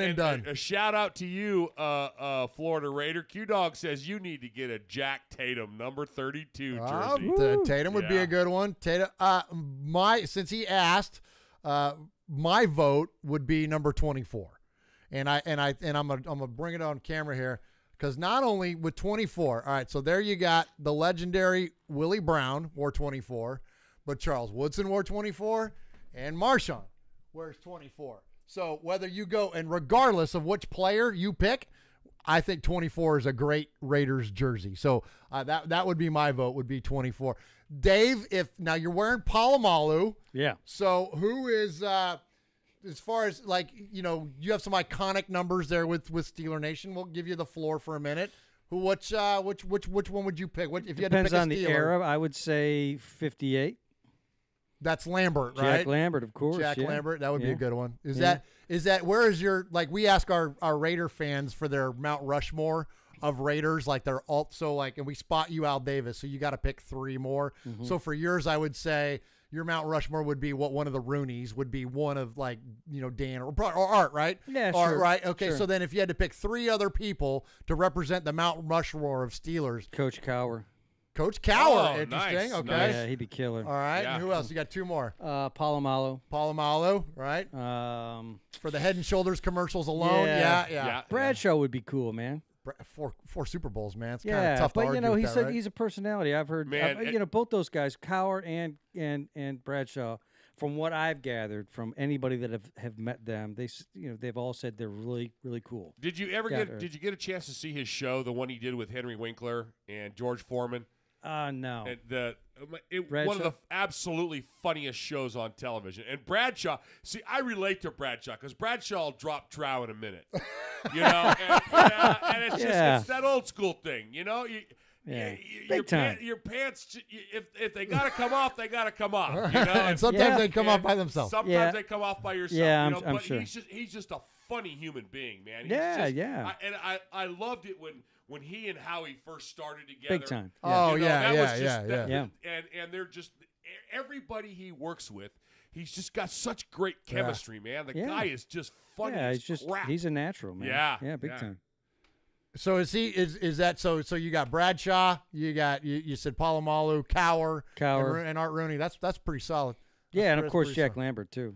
And Lambert, that would be. And it's hard. You know, the thing that's so hard about the question is that just like it is with the Raiders, is that you can't fill it. Like someone's going to get left out, right? Like, you know what I mean? Cause like Mean Joe Green, you know? Like, of course. I mean? That would, he's iconic. Hines Ward, and more modern day guys. Bettis, even as you mentioned earlier. Yeah, Bettis was amazing. So he's the only guy that I ever met. You know, from the Steelers. Okay. That was really cool. That's very cool. All right, Franco Harris. No, we don't talk about Franco. Come on, baby. Well, sorry, you know he didn't catch it. Can't do it. He didn't catch it. He didn't catch that ball. Oh, he did. No, he didn't. And the ball hit Frenchie Fuqua, and it was illegal back in those days for an offensive player to touch the ball before another player caught the ball. So actually, by the rules of the league at the time, it's an incomplete pass. I wasn't even alive for it, but it still hurts. It still hurts. No. I still haven't let it go. I heard the stories vicariously through my uncles that did live through it. Right? Oh my! I know, right? It's this deep-seated stuff, Dave. It's bad. It is. Council. Do you guys? I almost quit watching This Is Us because they had that episode with Franco Harris on there. Did they really? Yeah, and it's one of the best written.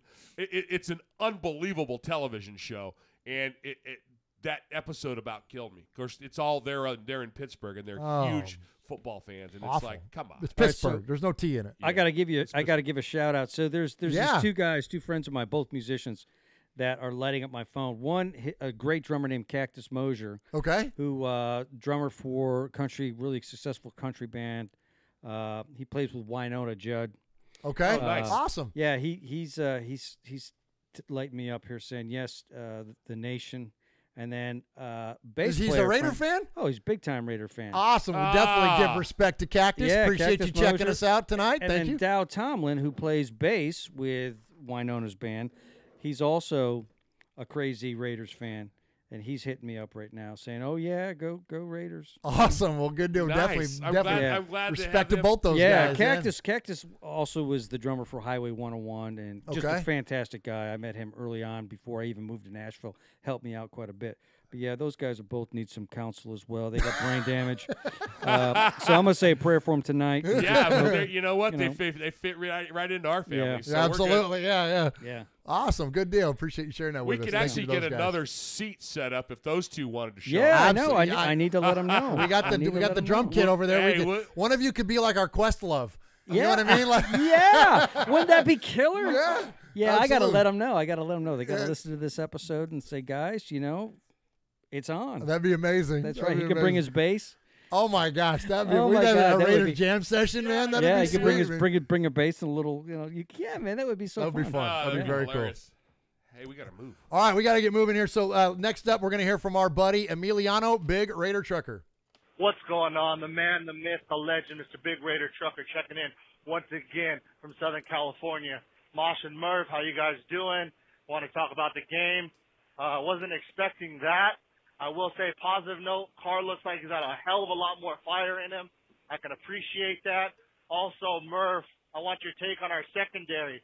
Is it starting to be solidified, or is that just a once in a blue moon? You think they'll shit the bed next week? Let me get your take on that. Also, I want to say, Nation, me and Raider Jeff have finally done it. Their shirts are out. Go check out Dead Pirate Sports. Go show them some love. You guys wanted them, so there they are. Also, I want to give big respects to Mr. Aaron, the Q-Dog Raider. Congratulations, Capo. That's the man I'll follow all the way to the grave. All right, Raider Nation, I'm going to leave you with this. From east to west, Trucker has the black and silver nation on his back. For an RFR made man, there is no rest. All right, guys, take that for what it's worth. Like I always say, from the womb to the tomb, baby, and never, ever forget what happens in Vegas. That started in Oakland. Raiders out. All right, good deal there. Appreciate you, Emiliano, Big Raider Trucker. So we had a tagline contest, Dave, where we had a listener submit their taglines, and his was what started what happens in Vegas started in Oakland. And so now he and a friend of ours, Jeff from deadpiratesports.com, they've taken that saying, and they've got this really cool logo, and they put it on the back of a shirt. So you can find that, deadpiratesports.com. Go over there and check it out. And they've Emiliano was kind enough to send us a few of those shirts, and they're really super cool. So definitely check them out there. Nice. And get one of those. So you asked about the secondary. Yeah, I think our secondary is definitely coming together. With Conley, I was kind of scared for Conley. Mosh, I was a little nervous the way, his playing time was down. There was rumors that he might be traded, that he didn't quite fit into Gunther's system. Like, I was a little nervous there because I'm like, look, although I wasn't on board with the pick entirely when we grabbed him, I wanted us to get a linebacker.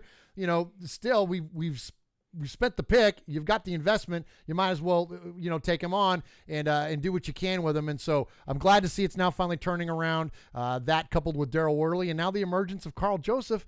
Heck, man, minus Reggie Nelson, yeah, our secondary's looking pretty decent. So definitely excited about, especially the physicality of it.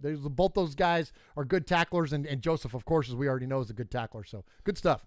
Yeah, and they kept Conley because they thought they had to have seen something there to take him in the first place, and then knowing that they could coach him up and get him to fit into the system the way they wanted. Hey, it's the stuff that they did in the off season is what we're seeing now. The fruits of the labor are coming out now. Absolutely. So, yeah, absolutely. Great stuff. All right, next up here. So for the camera here, Dave, can you see this guy right here? Is this?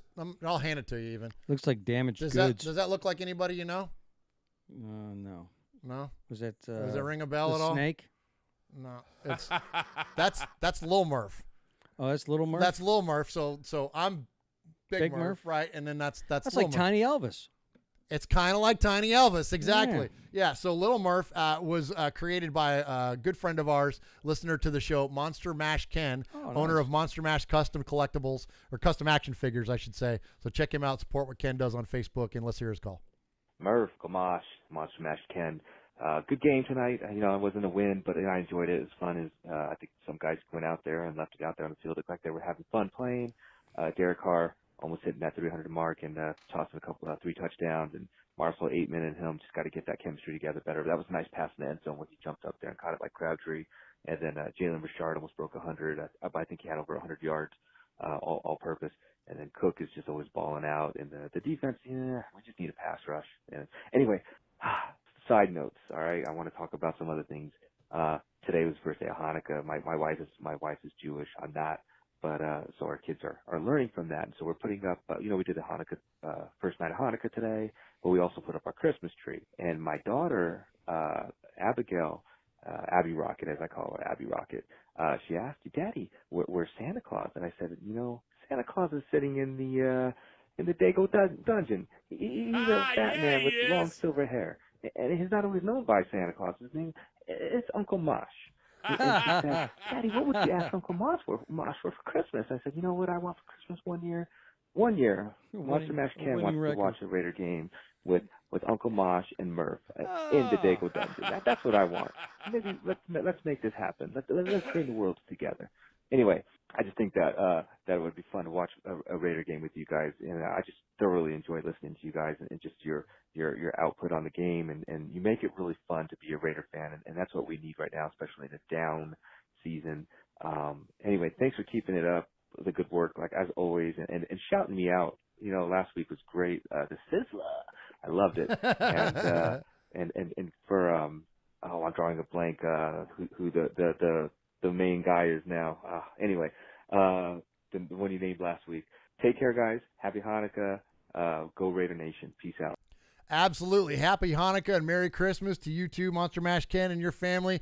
And Uncle Mosh, so I when I was prepping for the show yesterday, I heard that call, and I sent Ken the video of you playing Santa Claus, and I said, share this with Miss Abby. I said, share this with your daughter and see if you recognize the voice. And he was cracking up because, as we all know, Uncle Mosh plays Santa Claus, right. For on numerous occasions. I've been doing it about 30 years. You 30 really or 40 are years. Santa Claus. Yeah, I really think I am. And actually, I have a. You never let me sit on your lap. I don't understand. I mean, there's actually never been a Pittsburgh Steeler fan on this lap. Wow, look at that. This is one of my Santa photos. I actually had to. And that's hanging on the Raiders' Christmas tree. That's kind of creepy, Isn't man. that fun? So, yeah, that was I from don't think about, I'd want about to sit on that lap. 20 years ago or so. I don't know. I call it my bad Santa photo, but I love it. But that's awesome. Yes. So thanks, Mosh and Mash Can, and tell your kids we said Happy Hanukkah and Merry Christmas. Yo, this is Raider Kurt out of Sacktown, California. Original 1995 PSL Raider holder. Just listened to your show. Looked like it was recorded on Wednesday, show number 105. And about 20 minutes into the show, you gave props out to the original Black Hole, section 105. I'm calling to correct that because the original Black Hole is actually section 107. I sit in 107. Row 1, seats 5 and 6. And the original founding members was a guy named Cowboy, and I can't remember the other guy's name, but it was called Skull Patrol before it was even called the Black Hole. Skull Patrol. They used to have an old police car that they used to drive to each game. Like it was like a 1950-something police car that was all silver and black, had some of the Raider legends names painted on the car. In any case, that's the original Black Hole, was 107. I just wanted to report that. And, since then, Gorilla and all the other guys kind of have migrated over to section 105, which is more in the corner of the end zone, right on the A, but right on the E. That's where Al Davis used to walk to. It's right that niche where you see a lot of the old Raider pictures with Al Davis and stuff talking to the original Black Hole is in that niche there, which is along the first baseline. That's 107, baby. So love your show. Just want to say good job. Go Raiders. All right. Appreciate the call. And, there is a lot of truth to what he's saying. And look, the guy sits there and I think what happens, Mosh, is that, and I reported on 105 because that's what it's stated. It's on the Black Hole website. That's all the published materials all state that. But I think that it's like a lot of things. When something happens organically, when it's not manufactured by the team, when this is a fan-generated thing, it kind of manifests in different ways. And so there's probably a lot of truth to all of the stories. And like, to give you a perfect example, a firsthand account, we're not the first Raider fan radio. We are the second. We came up with Raiders fan radio, and there was, prior to like the way that we know podcasting now, there was an internet quote radio show that was called Raider Fan Radio. And we know the guy that started that, Raider Rob, and we had a lot of talks with him early on when this thing first started, because we wanted to honor the fact that he came up with that name. Raiders Fan Radio was not done to Rob, no pun intended, take anything away from what he had already established. It was just coincidental. It was absolutely coincidental. We had another similar thing with the Pillaging podcast. We had this similar tagline, a podcast by Raiders fans for Raiders fans. And when we found out that they started using it, and I didn't even ask who did it first, I just took it out. I just quit doing it. It's respect. But so I think there's just a lot of case where these things that happen organically, they just all kind of a lot of times happen at the same time. So look, Black Hole to me is going to be 105. I said in that segment, it's really 103 to 108. Well, that includes 107. What he had to say. Absolutely. So it's I think we're kind of might be splitting hairs a little bit there. But anyway, Dave, include you in on this. Does Steeler fan have a section of the stadium, or like you guys are? What are your fans are famous for? What, like the Renegade song that I know gets played, or like? I'm sure I've never been. I never went to Three Rivers, and I haven't been to Himes Field. So that you might want to boot me off the show now. No, you were going to. No, but that's like the Exodus. My boys and I, Matthew and Miles, talk about that. Man, we want to go to Heinz Field and see a game. We need to make it happen. Absolutely. Yeah, but I'm sure there's a crazy section. There's got to be. There's got to be, I would think. Yeah. And I know that, and they're famous for the stick song Renegade. Yeah, like big that's time. like they play that song and Mhm. like the place goes ballistic. Like that's their big. And I don't Yeah. even know how it came into be, but if you watch it, I mean, I'm sure you've heard it every time Sure, that absolutely. you watch a Steelers game and you hear that at home, you hear that Renegade kick in and the crowd Mhm. just starts going. Goes nuts, yeah. Just starts going crazy. All right, Uncle Mosh, we got a couple more to get to, and of course, we're going to hear from the man named Capo last week. David, if you call our show and you get your voicemail played 3 times, we call you Made Man.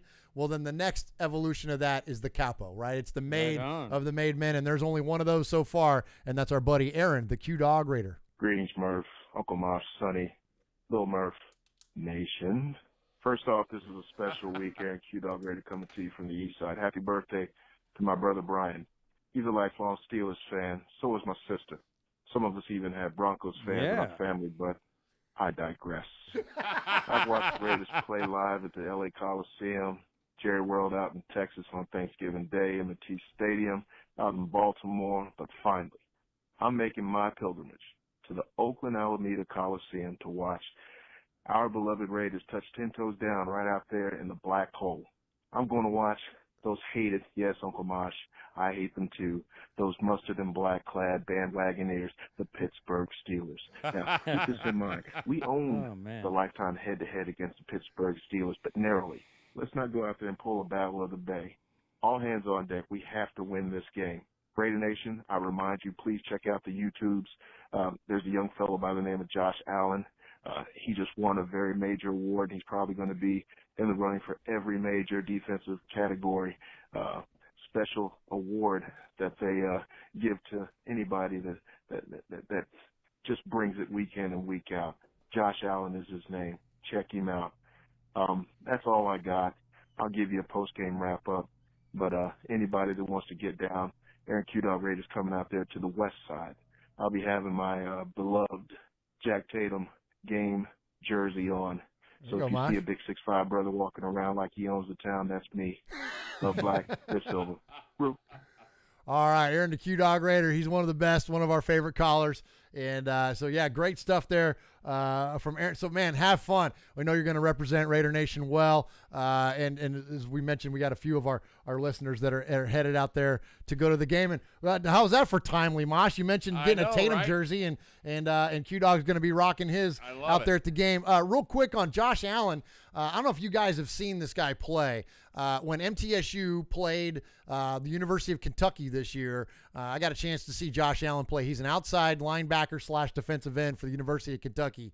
He's a baller. He's amazing. Now, everybody is wound up about Nick Bosa, who's Joey Bosa's kid brother, right, out of Ohio State, and they're projecting him to be the first-round pick.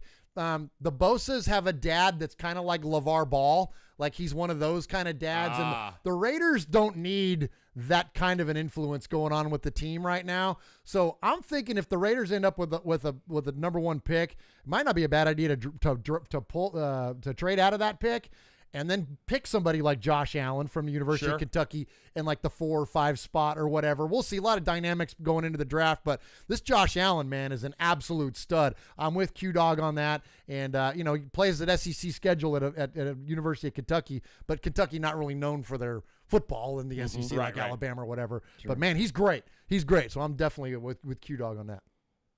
All right, one more, Uncle Mosh. Let's hear from another made man and our buddy Ron in Ohio. Hey, what's up, guys? It's Ron. Despite the outcome of the last couple weeks, man, I think if you squint really hard and watch those games, you can start to see some offensive and defensive systems starting to unfold there, which is nice. Starting to look like guys are playing within the system and establishing their rules a little better than before, where it seemed like everybody was out of position all the time. So, you can kind of get a look into the future there. We sprinkled some talent into there, and I think we're in good shape. And I think, the Steelers are kind of the masters of playing down to their competition. So hopefully we can sneak a win out. Don't be surprised if we sneak a win on the Steelers here. All right, guys. Have a good day.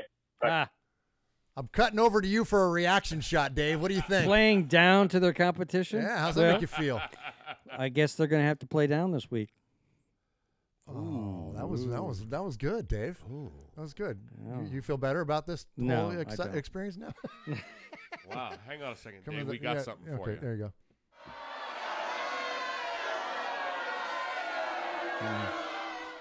All right, so hey, Murph.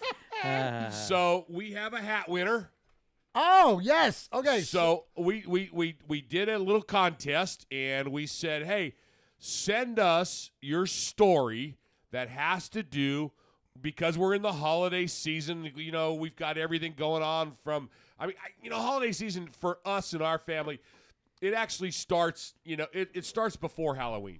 Yes, it really does. Yeah. And and it goes. And David's still rocking Halloween he's right still now. doing Halloween, right? He's got his best, diners, drives, outfit on. But anyway, so we love holidays. We love holidays because holidays involve food, and we love food, and so we had this thing, and we said, let's do your best Raiders holiday story.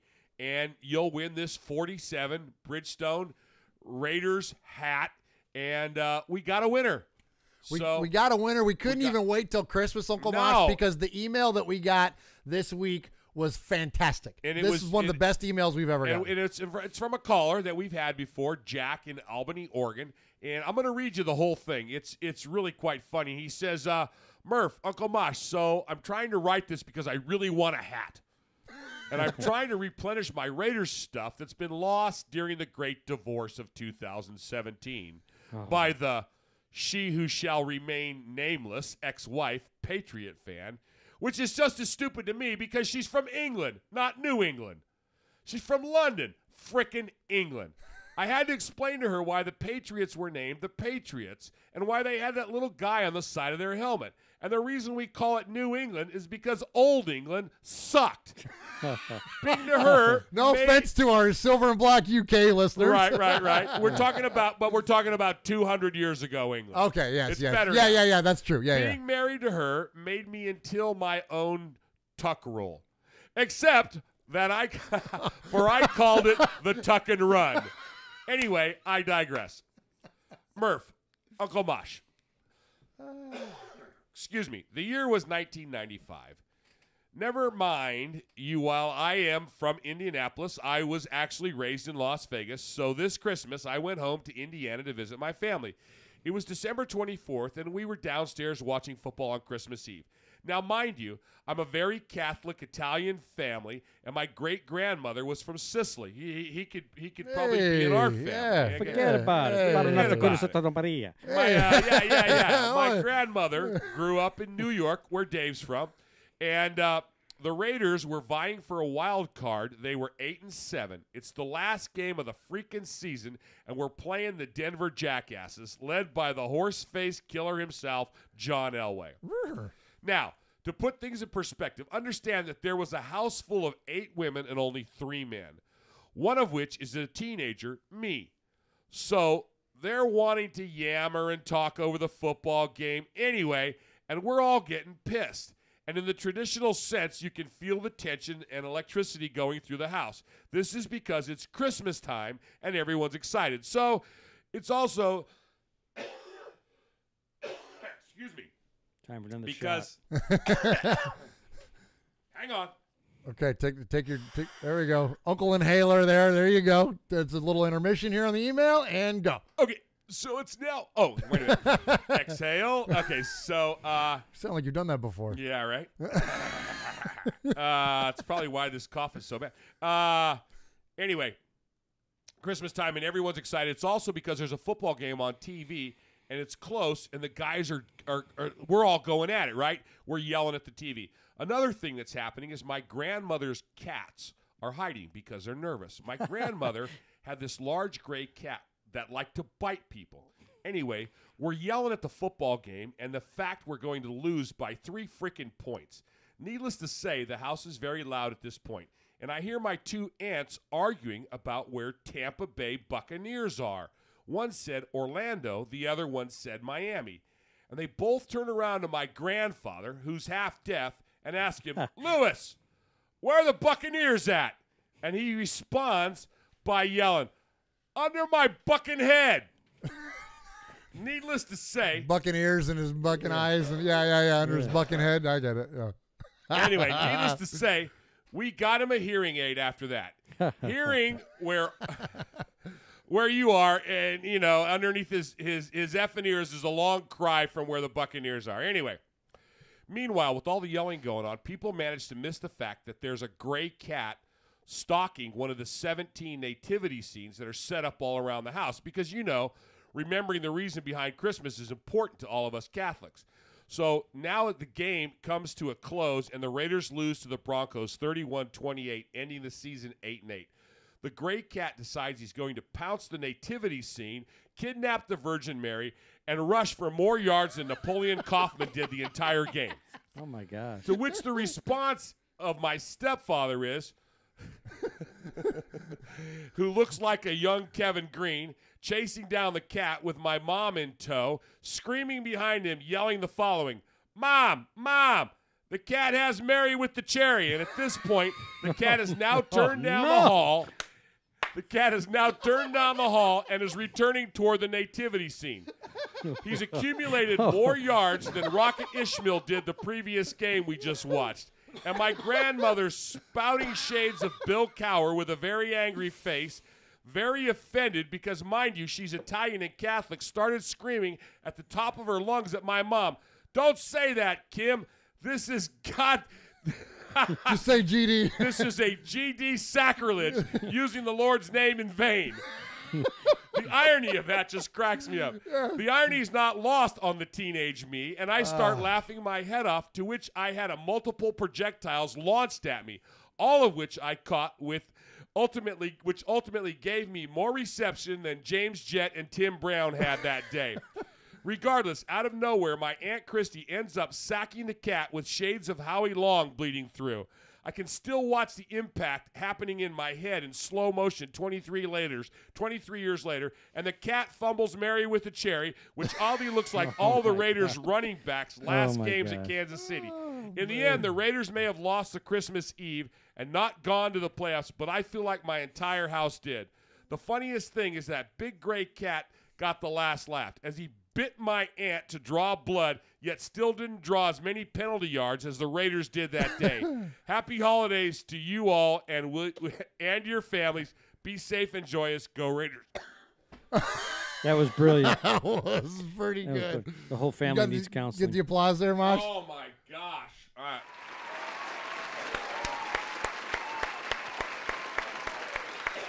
Well done. Wow. Well done. So that was Jack in Oregon. Is that correct? So Jack in Oregon, congratulations. You win the Raiders 47 Bridgestone golf hat. Shoot me an address, my man, and I will get that in the mail to you. Dave, what do you think about that story? That's I have no words. I know, right? I have no And words. Jack, Mary with a cherry, huh? Never heard that one. And Jack, I apologize for butchering that. I was having one of my cough attacks, and I was trying not to laugh because I knew that would bring up the NyQuil's wearing off. No. You Gotta did do good, another Mosh. shot, baby. You did good. You made it through it. Like I said, your that Uncle was Mosh well is done. your Uncle Mosh is playing injured. You did a good job. You did a good job. All right. Well, listen, guys, we are right at 2 hours, so we're gonna go ahead and we'll play some more of this stuff at the end. But we want to thank all of you that joined us on the Sea of Fans mailbag this week. Thank you for your calls and your emails. We are Metallica, and we are here for your Oakland Raiders! You know why we out here, and we ain't playing around today. From The Walking Dead to errant Jedi Knights, Raiders fans are a rogues gallery.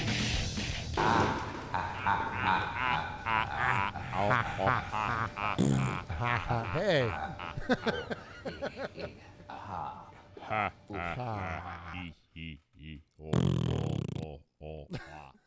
All right, Raider Nation, thank you for joining us here on another episode of Raiders Fan Radio. Check us out anywhere you can find a podcast. We are on Apple Podcasts. We are on Stitcher. We are on Google Play. We are anywhere you can find a podcast. You can find us, and especially look for us on the YouTubes. That is youtube.com/Murf's Fan Cave. That's MURFS Fan Cave. And please like and subscribe to us. This live stream thing has become our new favorite thing to do here with the show. And so we appreciate all the support that you give us there. And that includes the chat room. So thank you to the chat room for joining us. I can't scroll up, but some names I can see there. Done with the Internet, Sean Garcia, John Switzer, The Raider Critique, Pirate 1975, Mojo Cantrell, who else? Aaron the Q-Dog Raider, Ron. Man, thank you guys so much for supporting what we do, and thank you for joining us on Raiders Fan Radio. But Uncle Mosh, really, most importantly for tonight's sake, thank you, David Northrup, for joining us here in the Fan Cave, my man. Thank you. Thank you for having me, guys. And thank you for not bodily harming me. No, man, you were great. Thank you for you play well with others, Dave. Well, thanks. I thought I'd be No, we don't want to pick on you too bad, right? Yeah. But so thank you for absolutely. joining us, and I'll see you this Sunday. Absolutely good. Yeah, good. I'll be here. We're going to break that losing streak record for every time I come to visit and watch the Steelers says play. You. So says me. So says you. So let's so real quick before we get out of here though, you got any final thoughts or predictions about the game coming up this week? I mean, it'll be a good one. Give us your analysis. It'll be good. You think it'll be a good game? It'll be a good game. I think that it'll be a good game. It's kind of one of those teams, right, that you don't really see a lot of blowouts, right? Like when we went through the rundown, there's the occasional blowout, but for the most part, these teams play pretty close. No, absolutely. Yeah. It's, whoever plays most consistent ball is going to bring it home. There you go. Absolutely.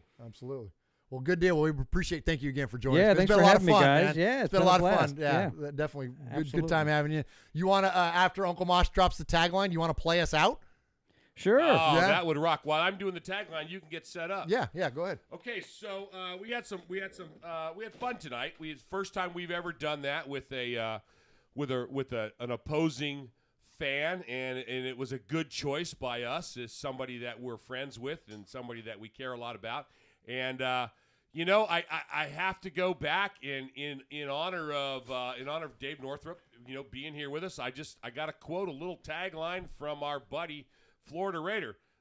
Basically, he said this, and he said this just for you. Shut your pie hole. So, but for Raiders fans, made men, there is no rest. And don't ever forget, what's done in Vegas started in Oakland. Good night, everybody.